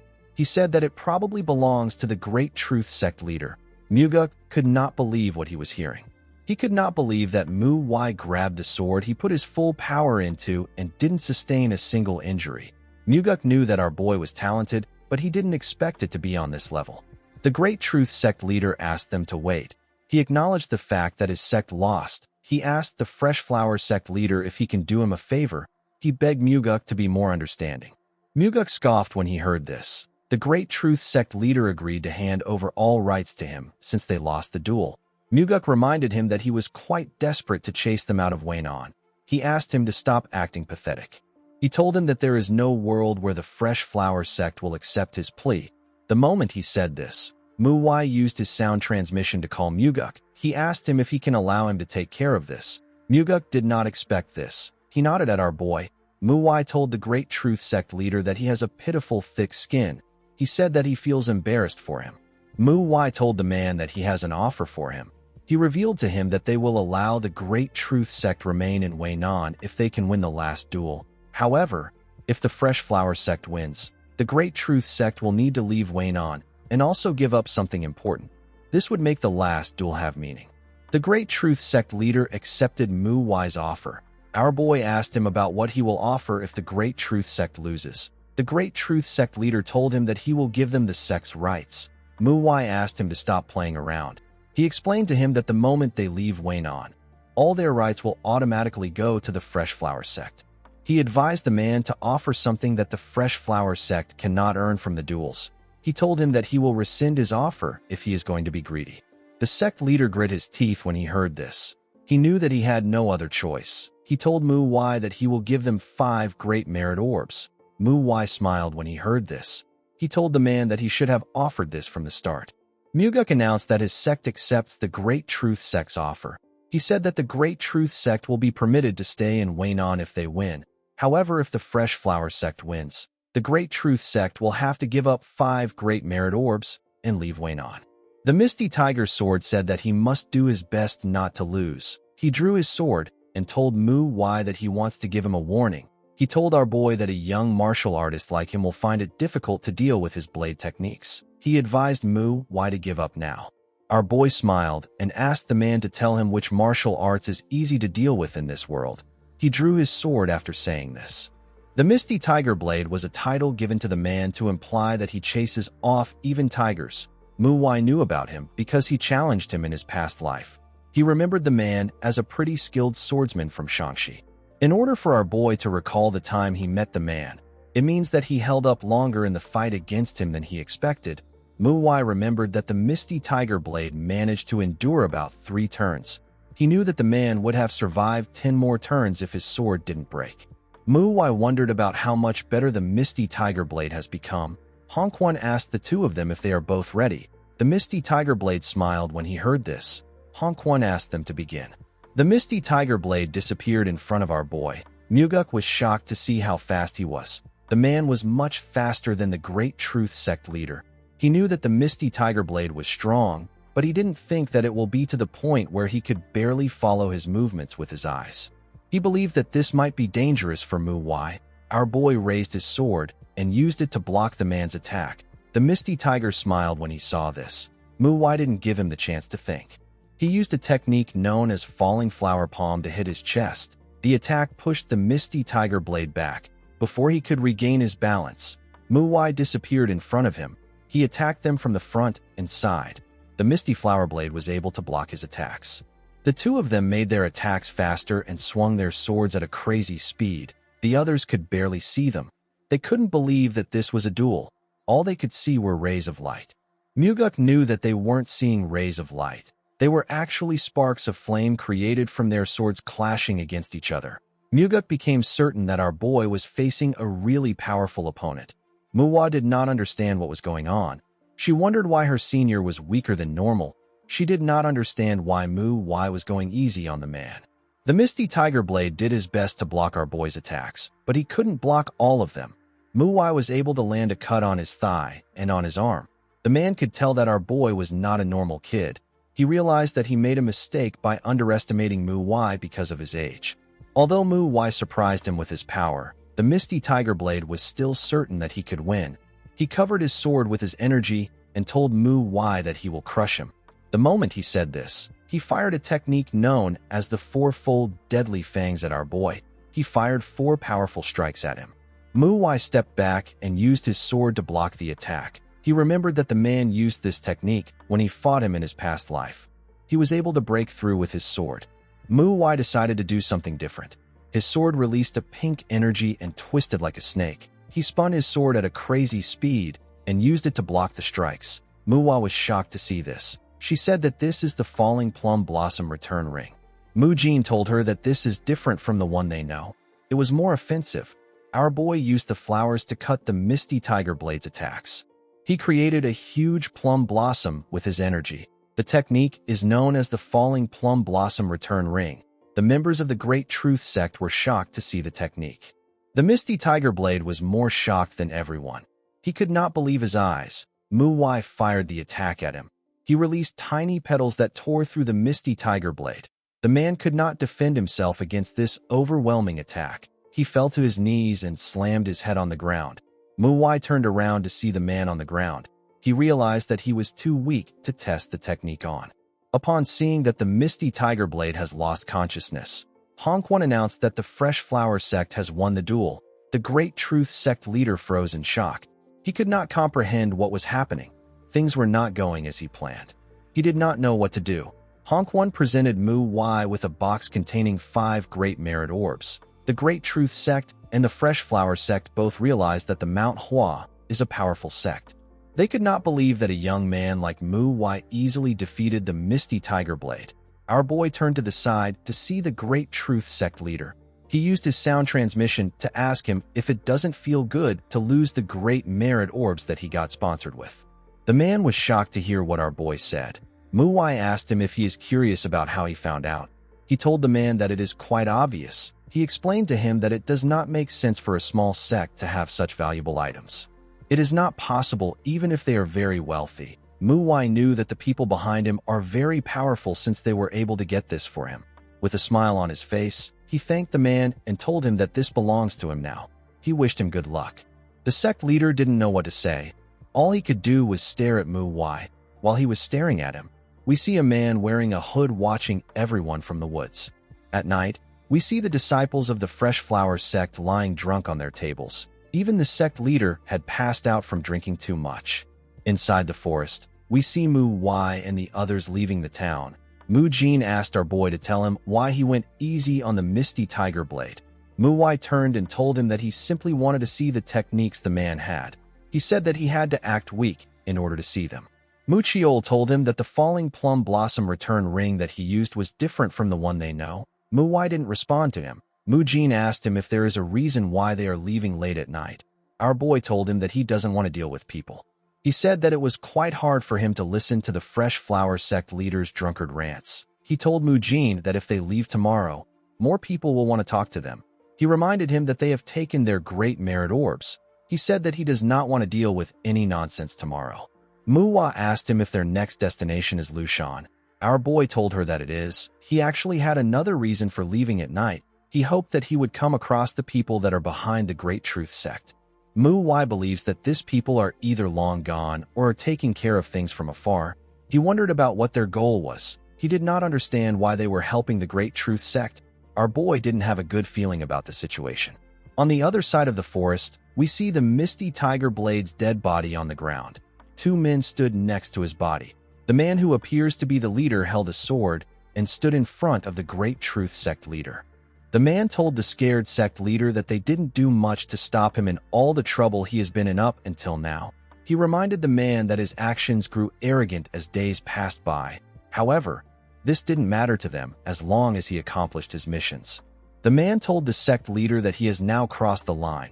He reminded him that they gave him a miracle medicine to take over Waynon, but he ruined things and is now trying to run away.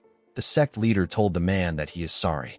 The man asked him not to apologize. He revealed to him that his son will be the one to take responsibility. The sect leader was shocked to hear this. He asked him about what he means. Before he could say anything else, the man beheaded him.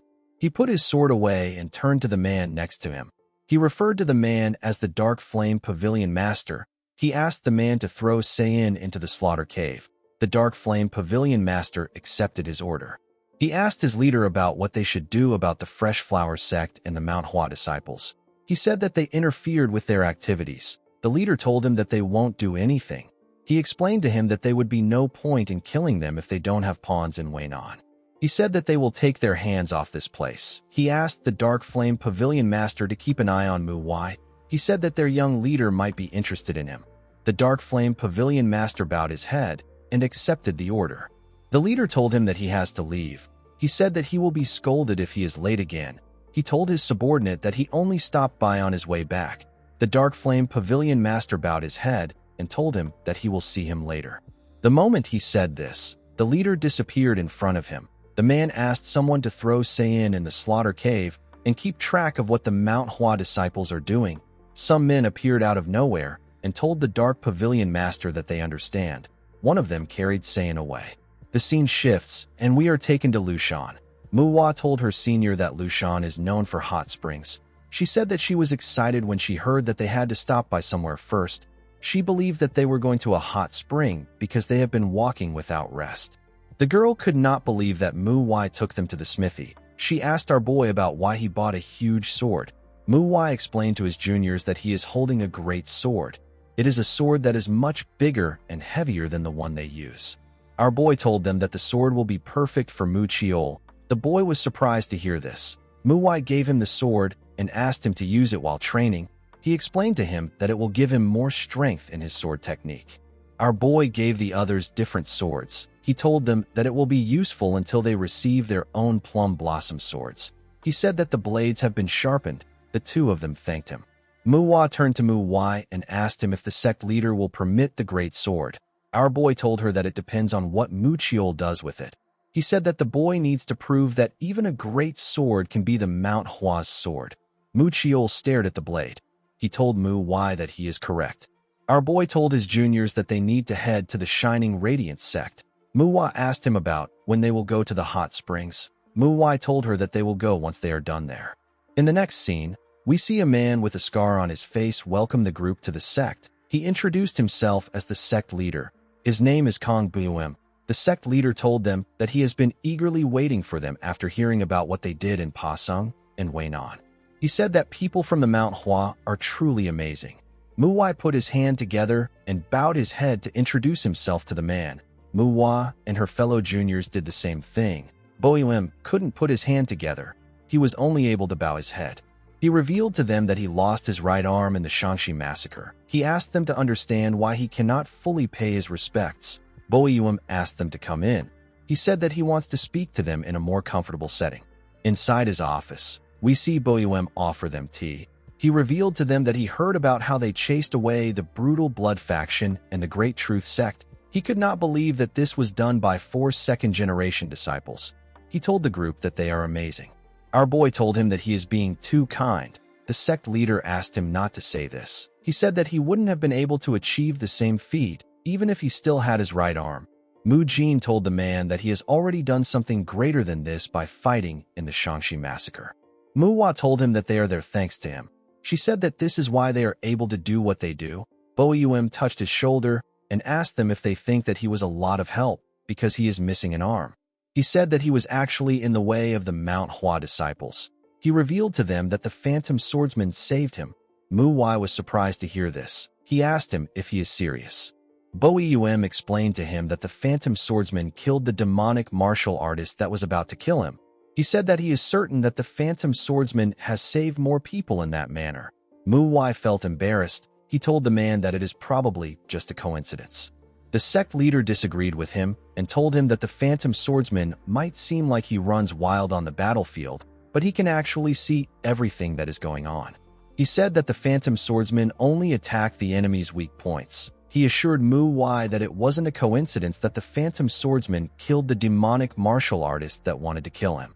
He told him that the Phantom Swordsman ran wild in order to save as many allies as he could. Our boy didn't know how to explain things to the man. The sect leader told them that he was too embarrassed to be thanked by them when he only made it out alive because of the Phantom Swordsman. With a bright smile on his face, Boyuem thanked them for what they have done. He told them that the Mount Hua Sword Saint and the Phantom Swordsman would be proud if they saw what they have done. He advised them to continue doing things as they have. Mu Jin and the others were happy to hear this. Our boy was actually embarrassed that the man praised him. Since the group has been to Pasung and Weinan, Boyuem asked them if they are here to look after outer sects. He apologized to them and told them that the Shining Radiance sect does not have any issues. He said that he doesn't like letting problems fester. Muwai told him that it is a good thing that they don't have any problems. He asked him not to apologize. Boyuem told our boy that he can be honest. He explained to him that he would also be bored and disappointed if he came all this way only to find out that there is no one for him to fight.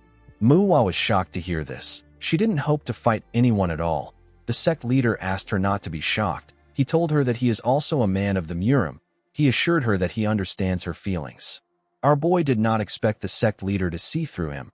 Muwa told the sect leader that this is actually better. She said that they want to experience the hot springs in Lushan to wash away their exhaustion. Boyuem revealed to her that this won't be possible. Muwai was shocked to hear this. The sect leader explained to them that he would love to show them, but a murderer is on the loose. He assured them that he does not doubt their skills. He told them that it won't be wise to expose themselves to danger unnecessarily. He revealed to them that the Zhongnan sect's first-generation disciples are already after the criminal. He said that it is only a matter of time before the criminal is caught. He told the group that he will take them to a great spring if the murderer is caught before they leave Lushan. Boyuem stood up and asked them to rest. He asked them to show his disciples the Mount Hua sword if they get bored. They all bowed their heads and thanked the sect leader. Muwai could tell that the murderer has been on the loose for some time. He did not know why Boyuem was acting carefree, as if it doesn't matter. Our boy found it weird that a man who said that he doesn't like letting problems fester hasn't done anything about the murderer in question. Muwai felt like the sect leader was trying to keep them there. He was certain that Boyuem was hiding something. He decided to keep an eye on him. Guys, we have come to the end of our video. If you guys want more of this recap, let me know in the comments section. Don't forget to like and smash that subscribe button for more recaps. See you guys later.